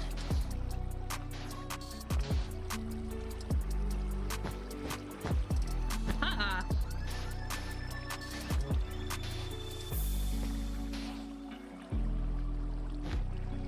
Okay.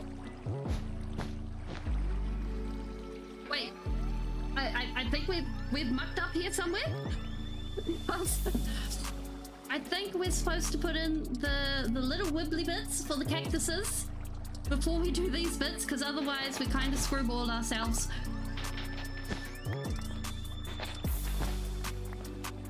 No. Oh well.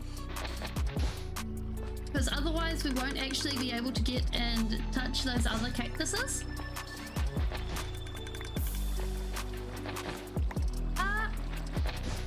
Okay, so getting good at the other game modes, I think, like personally,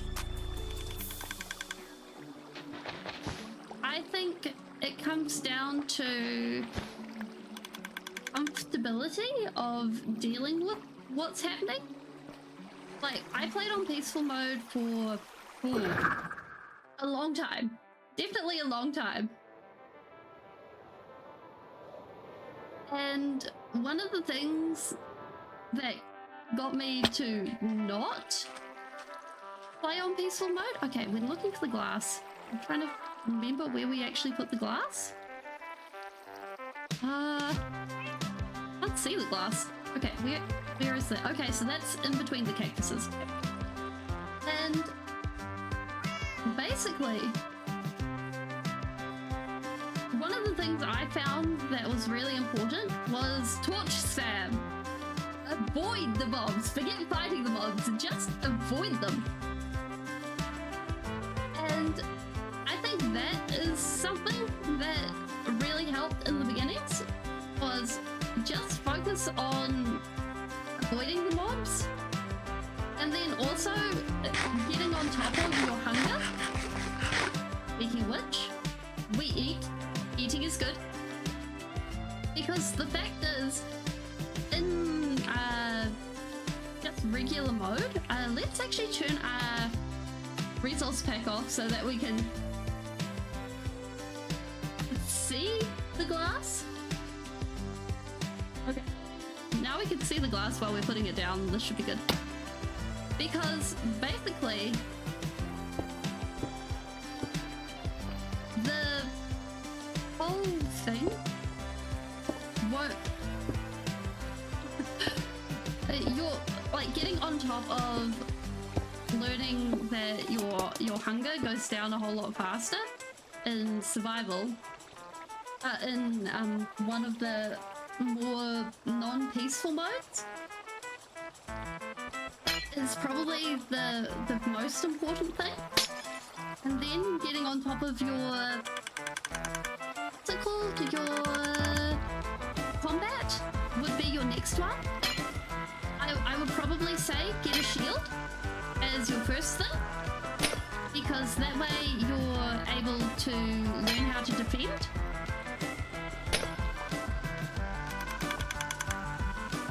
And then I would probably say don't worry about going to the end for a while, just worry about, you know, learning about which bits are going to be the most important bit to you about fighting. Like, some people like using axes, some people like using bows, some people like forgetting that their shield even exists, a la me. And like figuring out how you exist in the overworld will help transfer into the rest of your survival experience.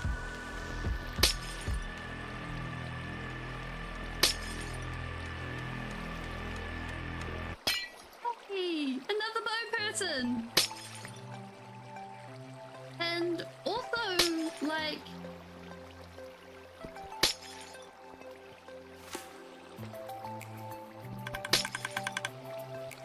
yeah, like I mostly prefer, like, if I remember to have my bow on me, I prefer to shoot things. That being said, oh, what was that? That being said, one thing I do is if you have a mouse with extra buttons, I keycode one of those buttons to my #1 hotbar slot, so I can just click and my sword is in my hand, or whatever you wish. Oh, crossbows are weird. Yeah, I would agree with this statement. Like, you have to shoot so many times with a crossbow, and like I would almost say crossbows feel useless. Like, I'm sure there are people out there who think that crossbows are the bee's knees and they should not be dissed, but oh my goodness, no. No, I think they are wrong.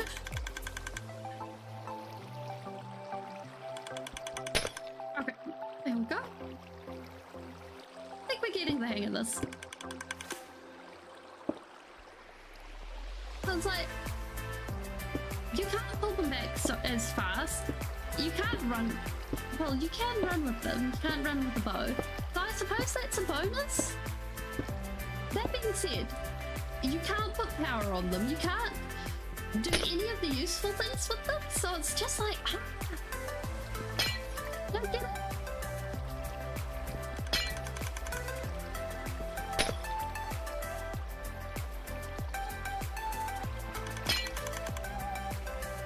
Where does a trident go on the list? Like, I think tridents are underrated? Mostly because they're fun.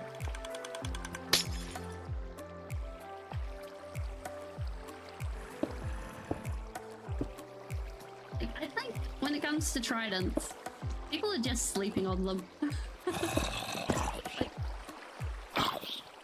where did you come from?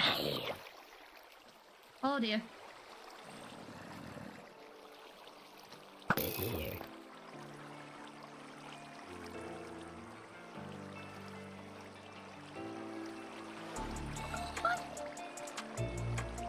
Oh, multi-shot. Yeah, I suppose. That's true. Multi-shot is a thing.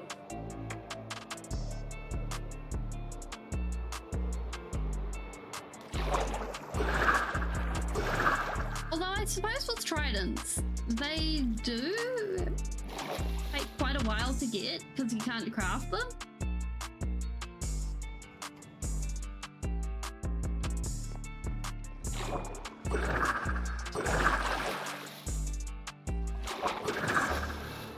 Although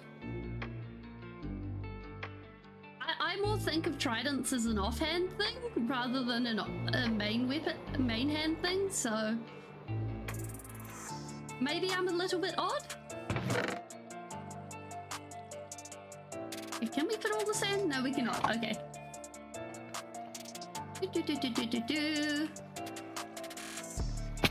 Perfect. Hey.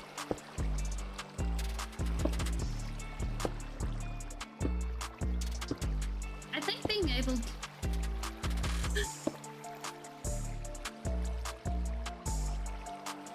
like, if you put in the sea, tridents are like a reusable rocket. Even if you're not in the sea. Like, that's my opinion. They're the best.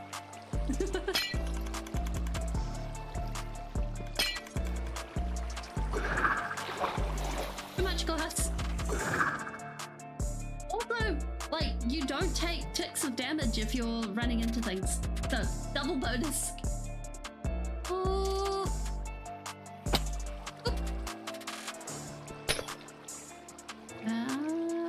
I think it's just a slide and we should be good.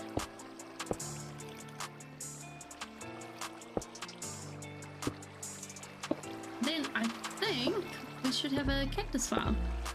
Or at least the first layer.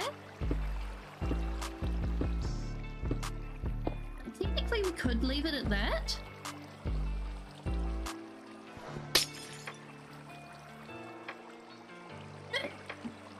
It's me.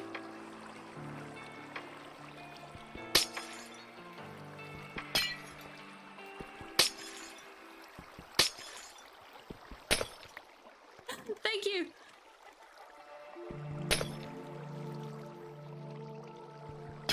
Okay, do we have any more glass? Oh, good. That makes life so much easier.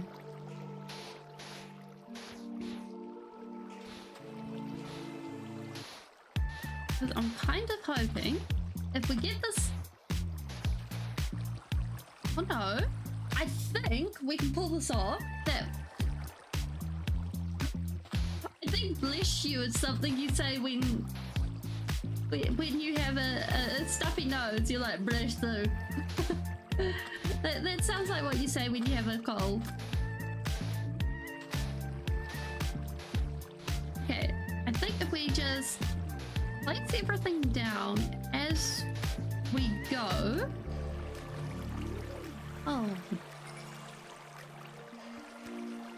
Go. Then we should be good.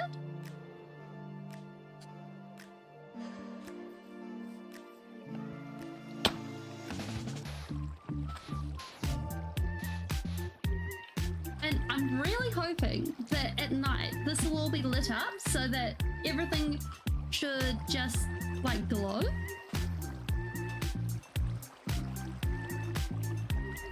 And it should look great.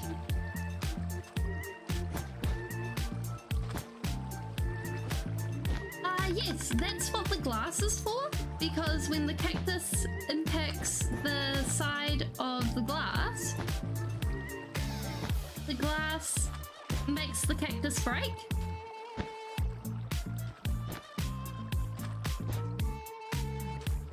And what it means is that it all falls into the water. Occasionally some stay behind, or not stay behind, sometimes it falls onto the cactus, but that's okay. We don't have to worry about that because we're going to get so much cactus, it's going to be silly. And we don't really have to worry about it. We're probably going to have to add like some extra storage because of the fact that we're in the area all the time. And so it's probably going to overflow it. But I'm kind of okay with that. Because if we have the cactus, then it means that we're going to have the opportunity to use it. It's all about unlocking creative mode.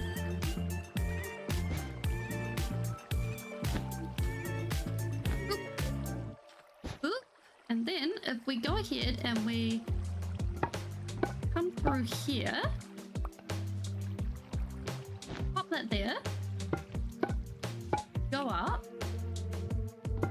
then go through here with some glass, we should be able to do this.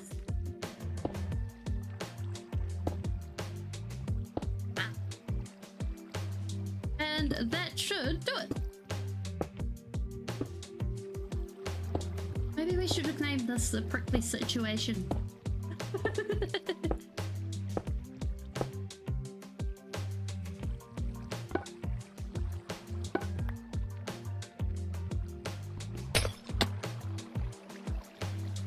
What about... Oh.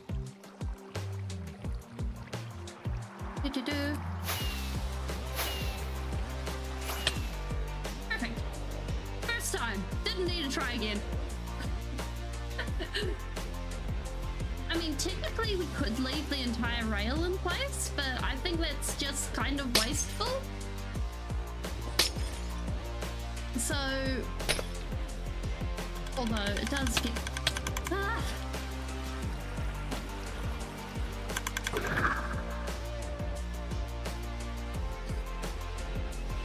Curves or angles? When it comes to curves, what I suggest doing is looking up a site called Plots, P-L-O-T-Z, and they do curves, they do donuts, they do all sorts of things like that. And it's basically a site that generates those shapes. And you can put in what sizes that you want to generate, and you can use that to map out what size you want. I think they also do cones and other things like that. Oh, I think we just saw some cactus.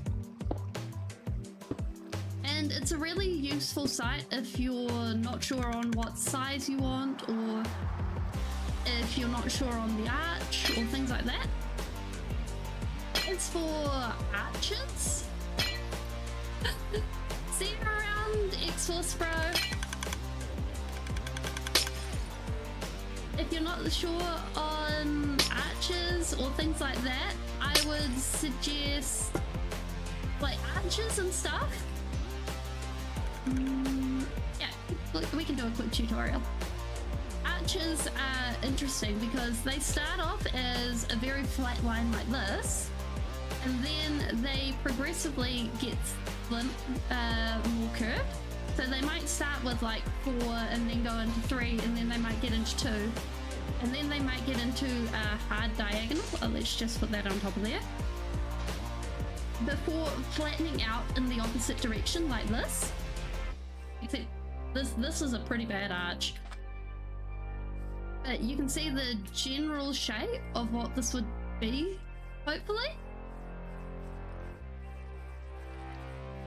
So arches are like compound curves, if that makes sense.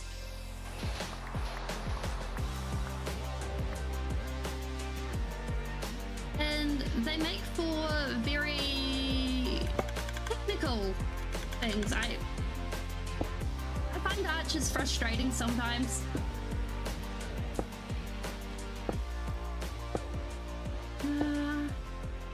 For big builds,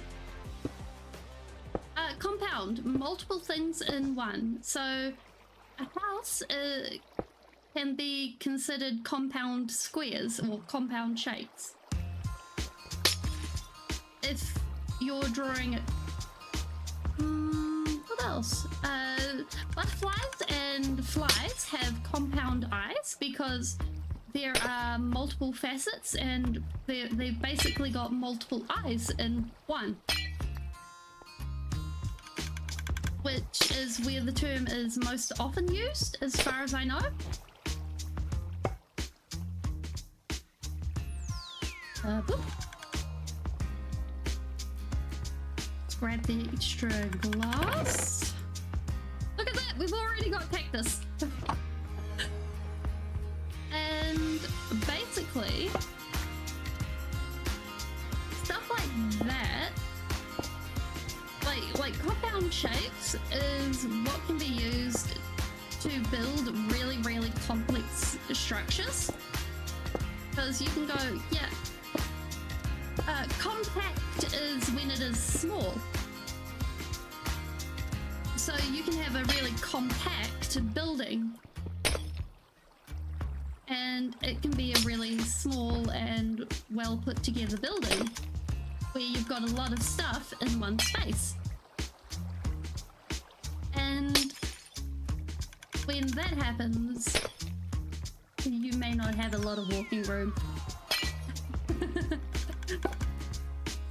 So, for instance, this is some compact redstone by Il Mango. Well, the design is by Il Mango, and then it was put together by me with a bit of frustration. So, that is basically the difference between those two words.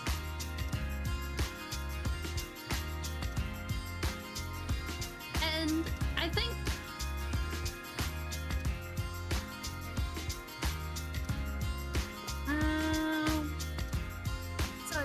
this farm is not compact, but it will be efficient by the time it is finished because of how much it is going to be producing. Although the dropper is also going to be good because as far as the elevator goes, it's one of the elevators. Thought I got up to level 8.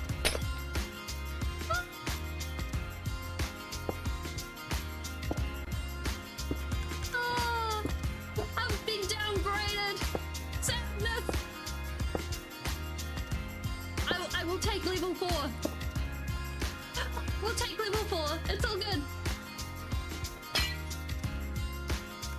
Oh no, it was like level 8 build hack. So we're good, we're good. I think I was level 8 in something else.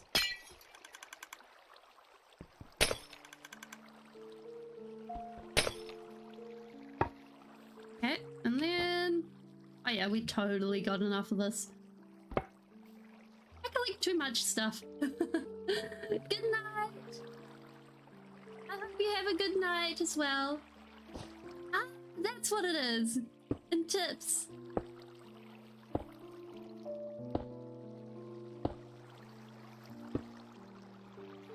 think for in the summer when I've got daylight savings going on, I probably will leave it with the same stream time or same stream time for the general world, and I'll just stream, I think it's an hour earlier, so that makes life easier for everyone else.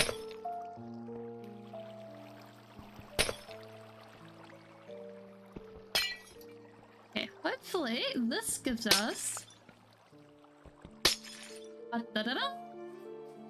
and now all we need to do is put a floor on this and we should be good. And I think it is only appropriate that we do it. Wait, did we grab? Yes, bone block. That we do it in green glass. As long as we go ahead, resource packs. some of that came from the original farm. I just stuck the extra cactus in there. So it's actually more like half a stack.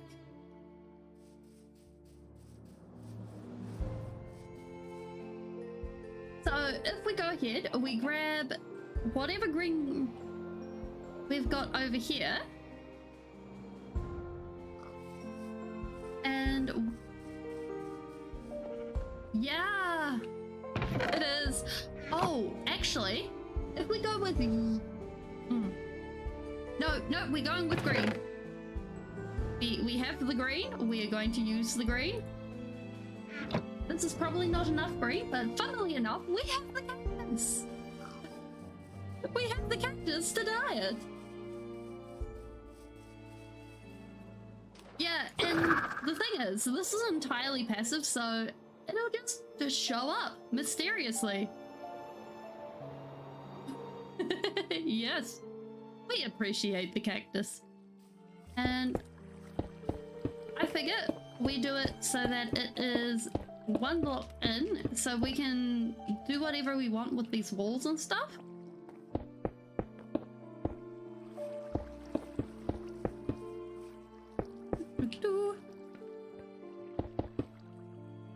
And it should be good. Okay?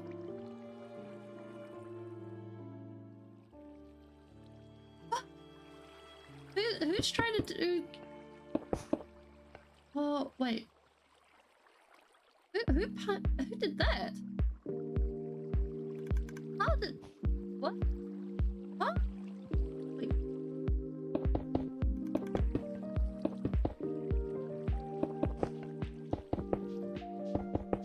Oh. No. Oh, I have no idea.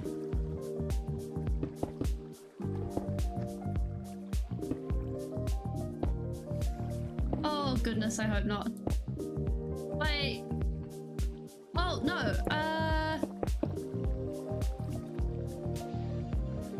No, I have no idea. Nightbot, please don't be hacked. Oh wait, Shade, is that you? I asked Shade to check if Nightbot worked. Which we have proven that Nightbot does not work. But still. Nightbot, please don't be hacked. My confusion is real. I don't want Nightbot to be hacked. Like, okay.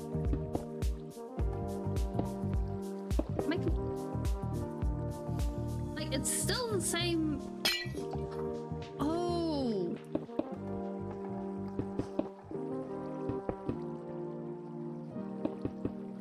I mean, on the bright side, Nightbot doesn't actually have any real commands that Nightbot can actually run that could do anything to my stream. So, at least not on this stream. Someone else might have troubles.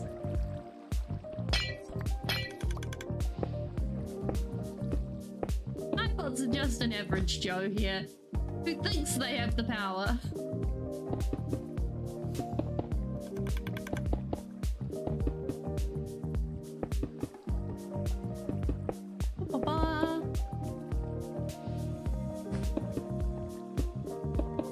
I think what I might need to do is like, hi Bungie!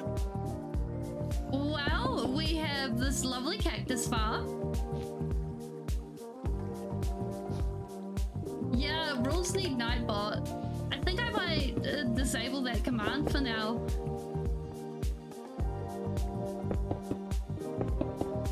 We have a cactus farm. We have some flower farms. Oh, I just realized the other flower farm that we don't have. We don't have a sunflower farm. We should stick one of those in once we've done the glass. And we have a bee farm. I don't think you were here when we put in bees. So now we've got some fancy bees who are doing nothing at the moment. We have some dripstone. Yeah, bees. Which is just chugging along, doing its thing.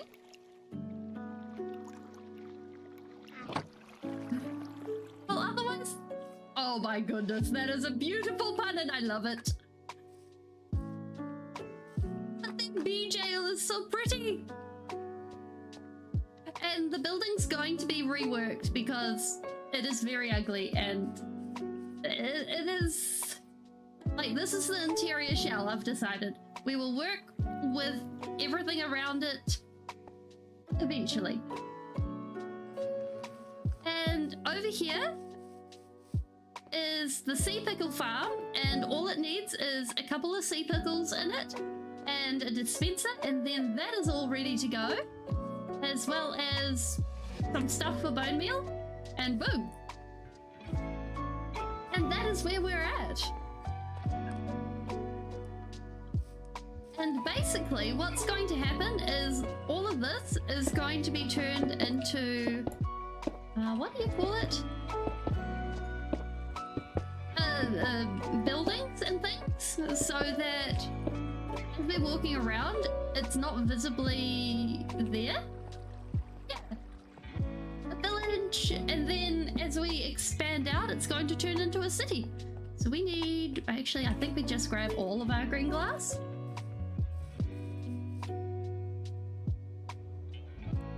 And that's what's happening. You knew it was right.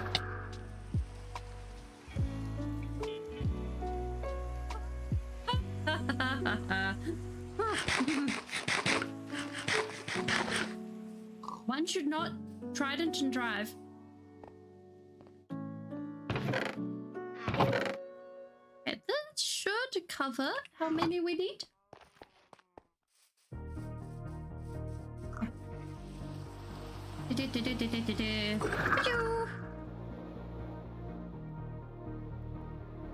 I think we should be good.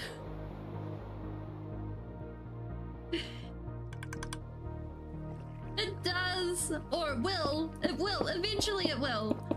Like, at the moment, this looks pretty bad, but once we put some trees and stuff around and some buildings, I think it should be good. Okay, I think so. I think if we get the dispenser going over there and the hopper, I did not think we'd be going on such a redstone kick. Like, I never thought of myself as a redstone person, but oh my goodness, there is redstone, and I did not think I'd be the redstone person, despite my hair color and my skin color.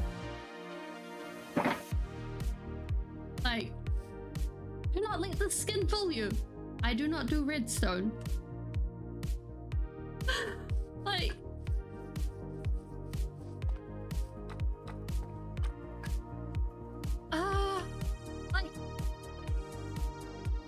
I don't really understand what I'm doing. I understand spawning mechanics, and I understand that you put a hopper down and then it goes along. That kind of stuff I understand, but this I do not understand. Heck, when I was building this off of Ilmango's tutorial, I did not know a repeater could do this. I need a block. Like, see this? See how the repeater's got this red, this grey line? I did not know a repeater could do that. And I called up my friend and I was like, hey, did you know this could happen? I did not know. My mind is blown. When did they add this? And he was like, they added it in 1.5 spelling. It's not new. And I'm like, what? And I'm just like, my mind is blowing. We need that. We need that. Okay. And so we need 2 dispensers, so that means we need 2 bows. But actually, you know what? We've done enough redstone and farm building for today. Oh yeah. Like, I think if there's one thing that is important to know, I think it's a hopper clock, an echo hopper clock, because this can do basically everything. Because you go put one of those down, then you put that into there, like, and then that into there, so you've got hoppers facing into each other, right? And then you go ahead and you put a piston there and a piston there, and then you put one of these there, and then you put a spare block here and a spare block there, and then that goes the wrong way. That goes there, that goes there, and then this goes there and there, and then you dump a whole lot of items in there. And this basically turns things on and off at a regular interval, and you can use it for pretty much anything, and you can change how fast you want something to turn on and off by changing how many items you want in it. And you can use it for pretty much everything you need. And so if there's one thing you need, or one thing, if you want to learn just one thing, I would say learn just this. Because you just need to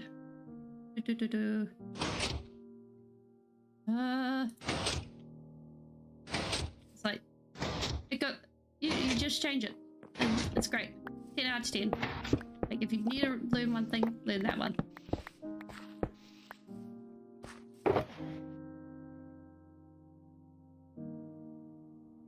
Because you can wire pretty much, you can also like attach one of those to another one. Yeah, it is a less complicated observer. Also, if you want another on-off switch, you can put observers next to each other like this, and they'll flash on and off. Like, that'll send a redstone pulse. If we go like this, this will flash. So if you're, so that'll flash at that speed all the time. So if that's another way to power something at a specific rate. I think let's put in a tree, because we were looking at putting in a thing in the middle there, and I think it's about time that we do some naturey stuff. We've missed out on doing some naturey stuff, so let's put in a tree. And observers, basically, observers are tricky, but they're useful. Like, you can use, actually, when we make a wool farm, we'll be using observers, so we'll probably talk about observers then.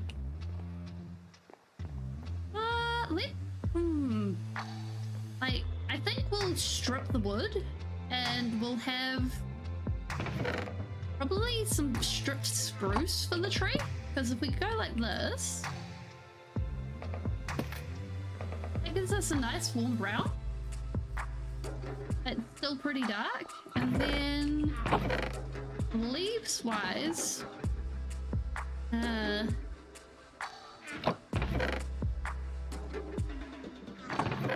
don't think we've got much in the way of leaves that'll actually look good. We might have to mix acacia and oak.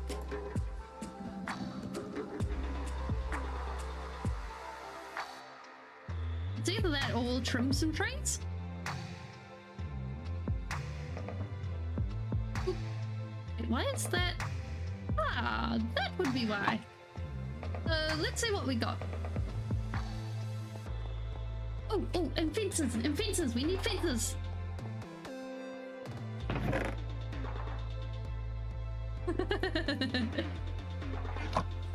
This is my favorite thing to build. We're going to be building a little tree today. I figure later on we'll probably build a bigger tree, but today we build a little tree. Since it's like right in the middle.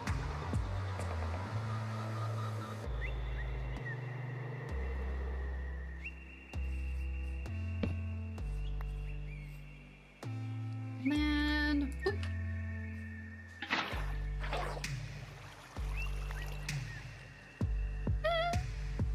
Here we go. Perfect. So I figure if we have like a little bit of a raised platform, it'll sort of draw the eye. And we can also plant crops and things, and especially the wheat. We want the wheat to be shown off and stuff. And hopefully we've got a bunch of dirt around the place in various chests.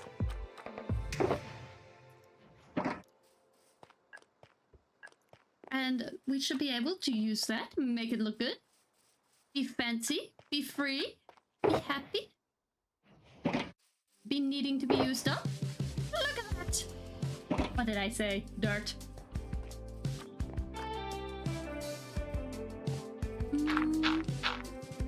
So being able to fill this in, giving us a lump like that, and then I think if we bring it up a little bit more, I think, well, it's what I would consider medium size, because what it's doing is it's providing a new focal point so that it's something that people are walking around as they're coming through this area. So we're going to be putting, what's it called? Edging around this. And then the tree is going to be sitting here. And it's going to be a medium young tree, is what I would usually be calling this kind of tree. So it's got a bit of a twist to it, twisting in the branch. And then a very thick foliage.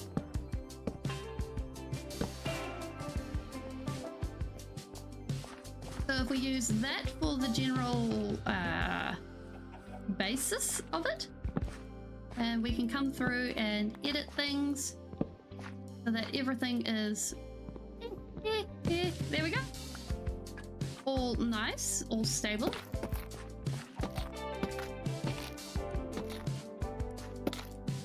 And looking good.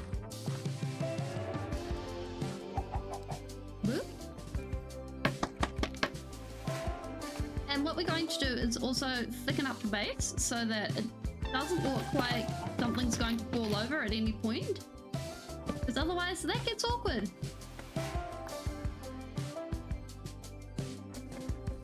What we can do is we can go like that, and then also just start by adding a little bit extra here, and then also start adding a couple of extra branches so that the tree just sort of spreads. And we also sleep.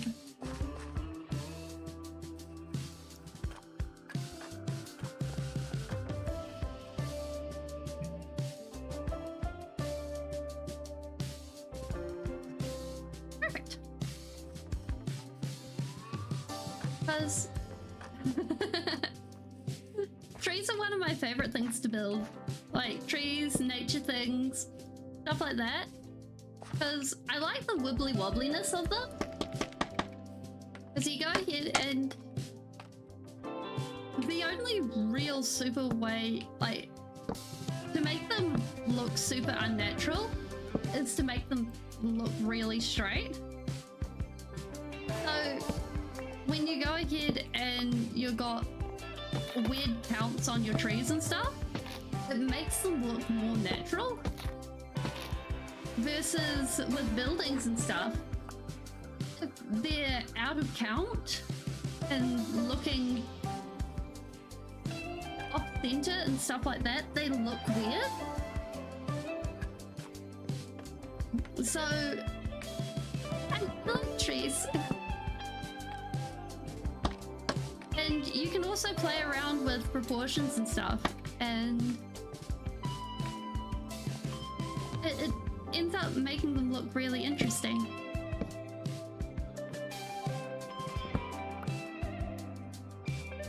Okay, I think that's as far as we can go with, like, for this size of tree. I think putting more branches on it would be probably a mistake. However, I think coming down here with a root or two would be good, because otherwise it's probably going to look like it'll fall over. But this is where we get into some fun, because we need some fences. Because we can use fences for skinny branches. Do we have any no, we do not. Okay.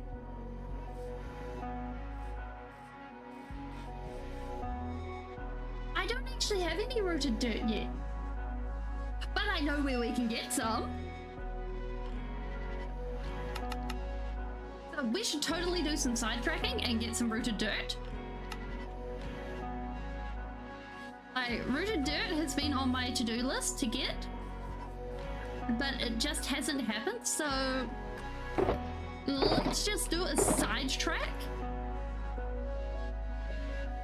Because I know where we can get some of that. Because we go basically that way. And then right on the water's edge, we will be able to find it.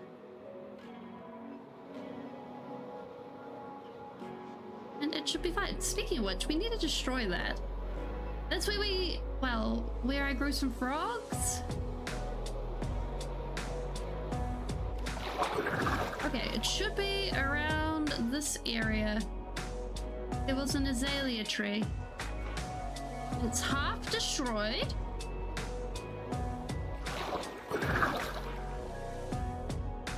It's just sort of hanging out.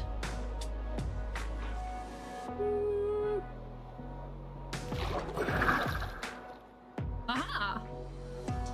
There we go! And we should be able to add this to our list of things we can grow. Because, you know, if we add bone meal and stuff, then it's totally put in a like the farm design should be like a flower farm, just upside down. Does that make sense? I hope.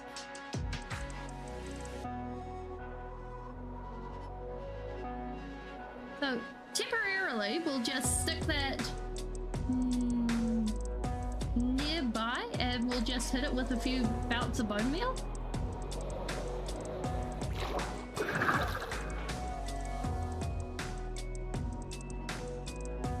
Yeah, kind of, yeah. Because, or would it be more closer to a sheep farm? Not sure. But we will experiment, we will see, and then we will build. But either way, we have a little bit of rooted dirt, we can play around with it, and we have all the bones. Yes, I think we've got all the bones. Or did we use all the bones?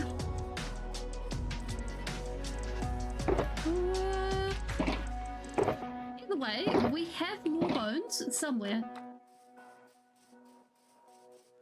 Let's just stick this here for now. That in there, grab some of that. Skabammo. Ah!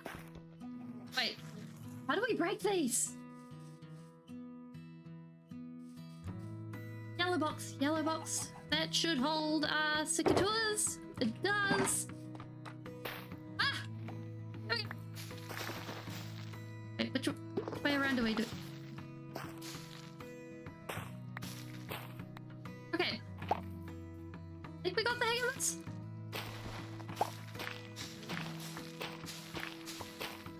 Okay. Sort of.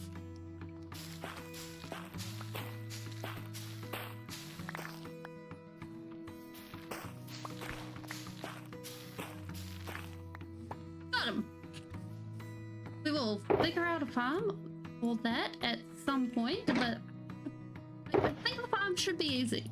Like if you have shears dispensing from one side and then you have the bone meal dispensing from another, I think that should do the trick. And then you just put it on the same clock. It should work. Like in my brain, it sounds like it'll work, but I'm not. When did I turn into a redstone person? I want to know when I turned into a redstone person, and I'd like to time travel so I can stay a building person. Wait, no. Multi-classing. That's what I'm doing. I'm cross-classing into a redstone person. Is this a level up? Okay. I'm not sure I'm ready for a level up. Okay.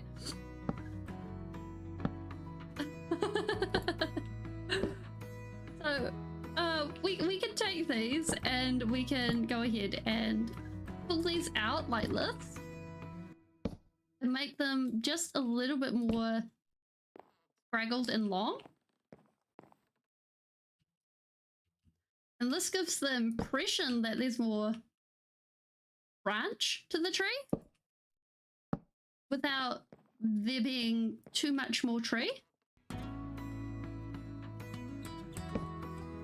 And by doing this, basically you end up being able to place more volume without too much worries. Okay. So if we eyeball it, we should be good. And I think there's one more thing that we can do is we can also place fence posts within the leaves. And that should also be good. Ooh, I don't think I want to add those in this tree because I don't want the look of dead leaves in this particular tree because I want this tree to look very well cared for.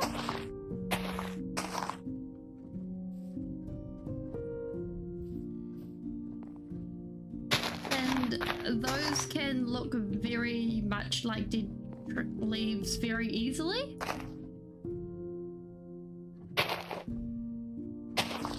Whereas, like, sometimes it looks like branches, but I've more often than not when I've been using them, it ends up looking more like dead leaves. Yeah. This is such a difficult biome to make nice things. Like, having nice leaves in this biome is very tricky. Like, things always go so brown. It's so sad when you see it go brown versus the lovely green in your hand. It's just like, oh, much disappointment, much sadness. Can I just have the pretty picture that was given to me as advertised? But no.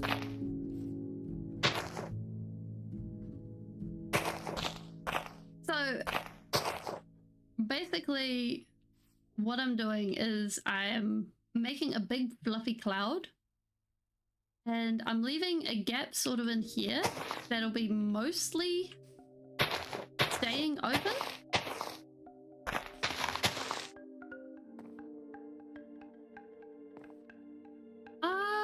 I think they do.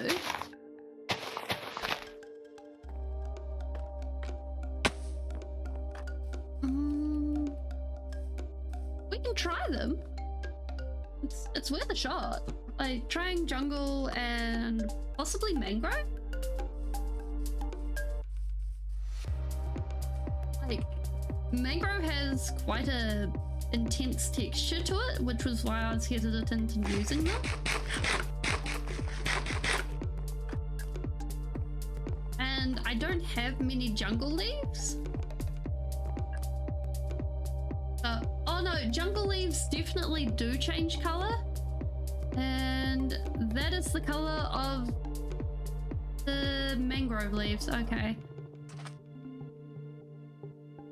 That's all crap. That's okay. Okay.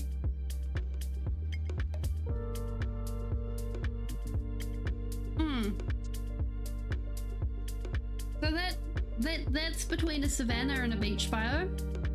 So that about covers that. Okay. We go back to the tree. Oh wait. While we're flying, we may as well grab the other thing that we wanted. Yow. Yeah, they're very... Actually, spruce leaves. Hi, spruce. Okay, spruce leaves don't change. I have no spruce leaves, this sucks. We can grab some oak leaves and mix them in. Sticks. Like, I think when it comes to mangrove leaves, getting a texture for them, like the right texture to use with them, is going to be the tricky part. Because they're very... You're right, complicated and droopy is definitely the way I would describe them. And it's also a very strong texture too. Especially compared to a lot of the other leaves. Like, it reminds me of some of the early texture packs, or early for me, texture packs that had jungle leaf changes.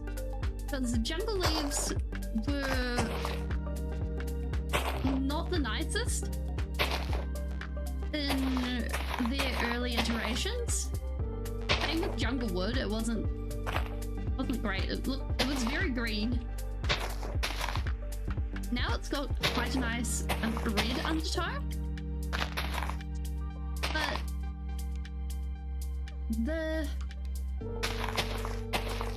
But the yellow, like, it had quite a yellow spotty type vibe to it, and it didn't make for a great time trying to use jungle leaves. That's what the mangrove reminds me of at the moment.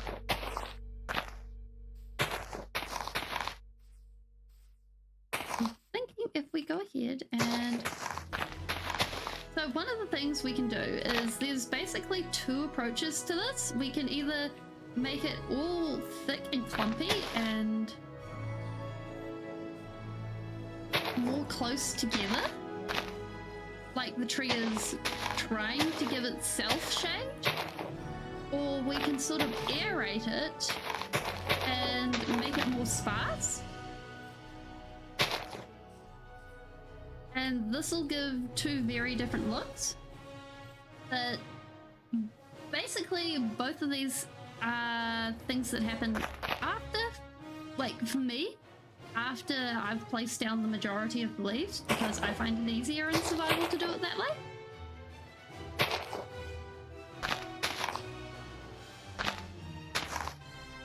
And also,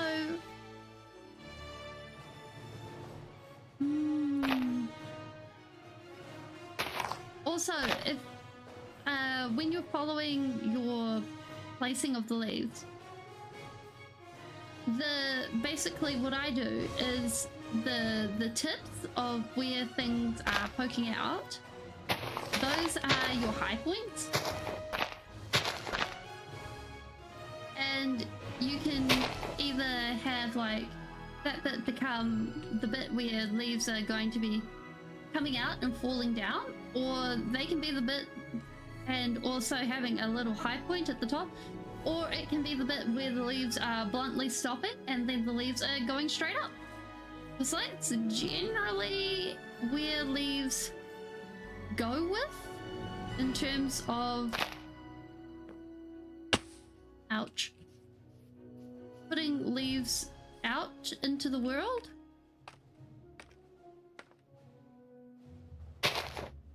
There's always exceptions, but that's what I've observed, and it may depend on the plants you're able to look at in the world, and depending on the area you're in and stuff. Like, an African boab is definitely different to a New Zealand fern.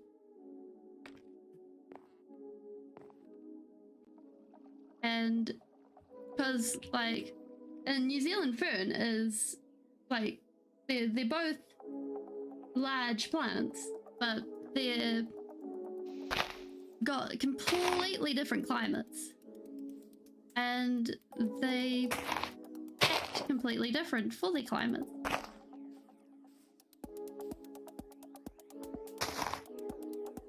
I think something like that should do the trick. Alright, we jump down for a moment. You take a look. So we've got one large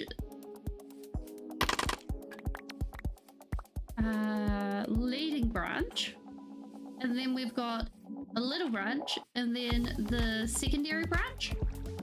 Hi, Nicely Lemon. How you going? Good to see you again. So we finished the cactus farm, and now we're doing a bit of decorating. And I think we'll bring in just a bit going like that. And then we forgot the logs. That's what we forgot. So I think if we grab some logs, some flowers, and of course the wheat. We need the wheat, which means we'll need to go looking for the hoe. Hopefully we'll find it.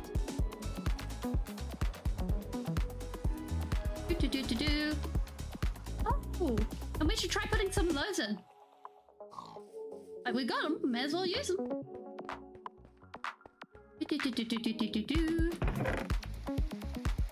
What we got around? Oh wait, glowberries. We should see if we can hang those up.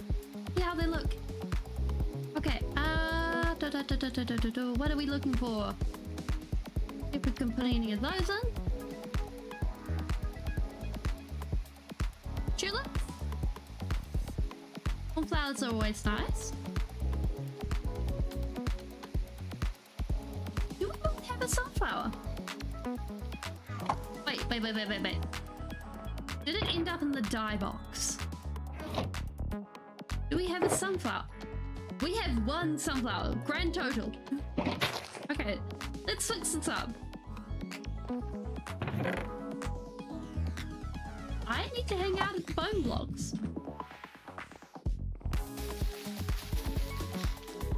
Okay. Wheat.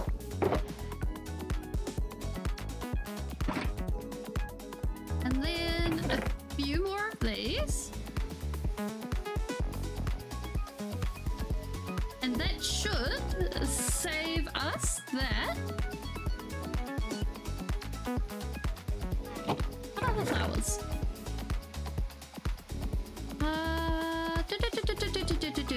I keep looking at this and thinking we've got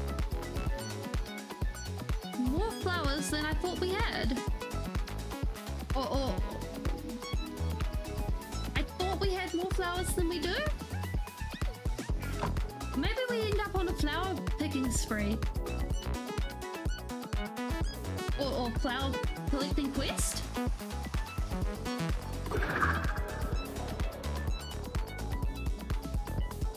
something. Like that sounds like something that we may end up doing sooner rather than later, because oh my word. Okay, so one of the things that I think we'll do is we will hide a water source under the tree, just all sneaky like, so no one will know. And that'll mean that this whole area will be able to like plant stuff and it'll be good. And then don't worry about that. Do we have any seeds? We do. And then we should be able to also go ahead and bring some of this going through like that.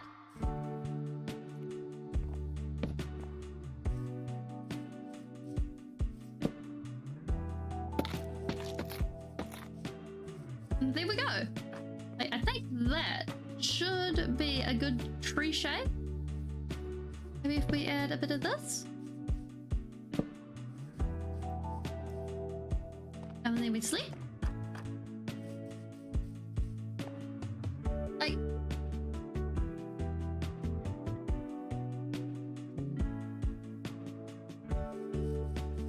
think that's good. I think this is a happy tree. Okay. Alright, what do these look like? Yeah. Can we get up here? Oh. Okay. That's a vibe I like, but I don't think that's a vibe for this size of tree.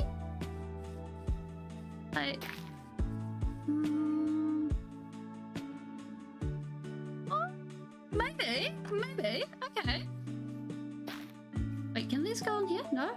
What about fence posts? No?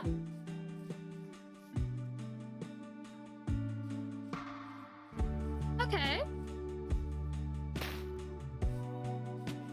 Maybe? Okay. I'm seeing this. Okay. This is pretty good. Okay. I'm wrong. This is pretty good. So now we just... I think, actually, before we do those ones, we go ahead and we probably put in... well, not there. The wheat, so that we carry on the Wheaten Empire vibe of we have wheat everywhere.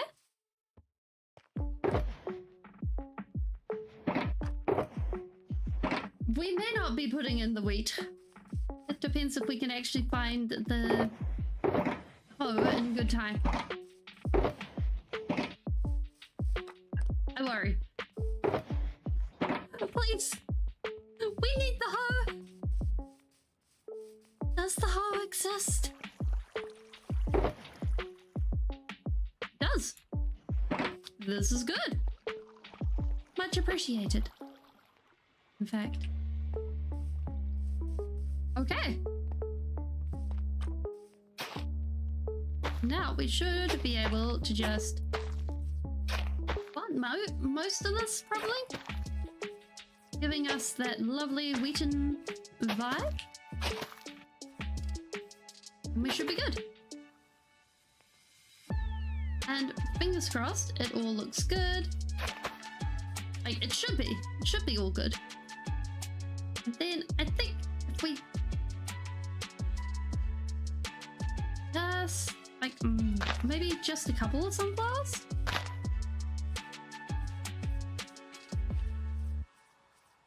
So it has the feel of a garden. Then come in with just a minimal amount of leaves. We don't want a whole bunch, just a couple here and there. So we get garden vibes without super duper garden. And then we don't have bone meal. Because I want the the rest of this to be covered in grass. So if we just go ahead and hit the rest of it, should get a good look.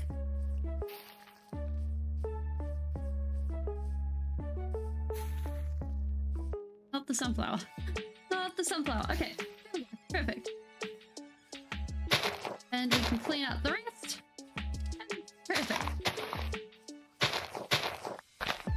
And we'll be able to stick on probably some wool, I think, around the edges.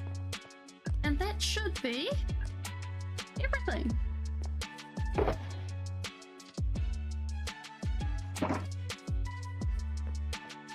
I'm thinking probably we go with some stairs. Maybe some stone brick stairs? Yeah. Do we have any stone bricks? Oh wait, actually, endstone. That still brings in the yellow vibe, but it's just in the different category. Oh, I should have gone with wolves. Let's try this again. I'm sure at some point we will use the others and it will be fine. So if we go... Alright, let's have a look-see.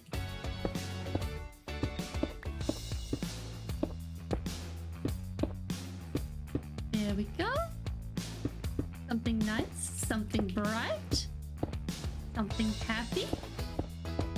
And then we'll be able to remove a lot of this terracotta from around the edges.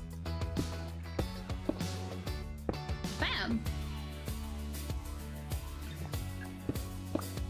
Because now we're not actually looking at where the edges of the requirements for this park is.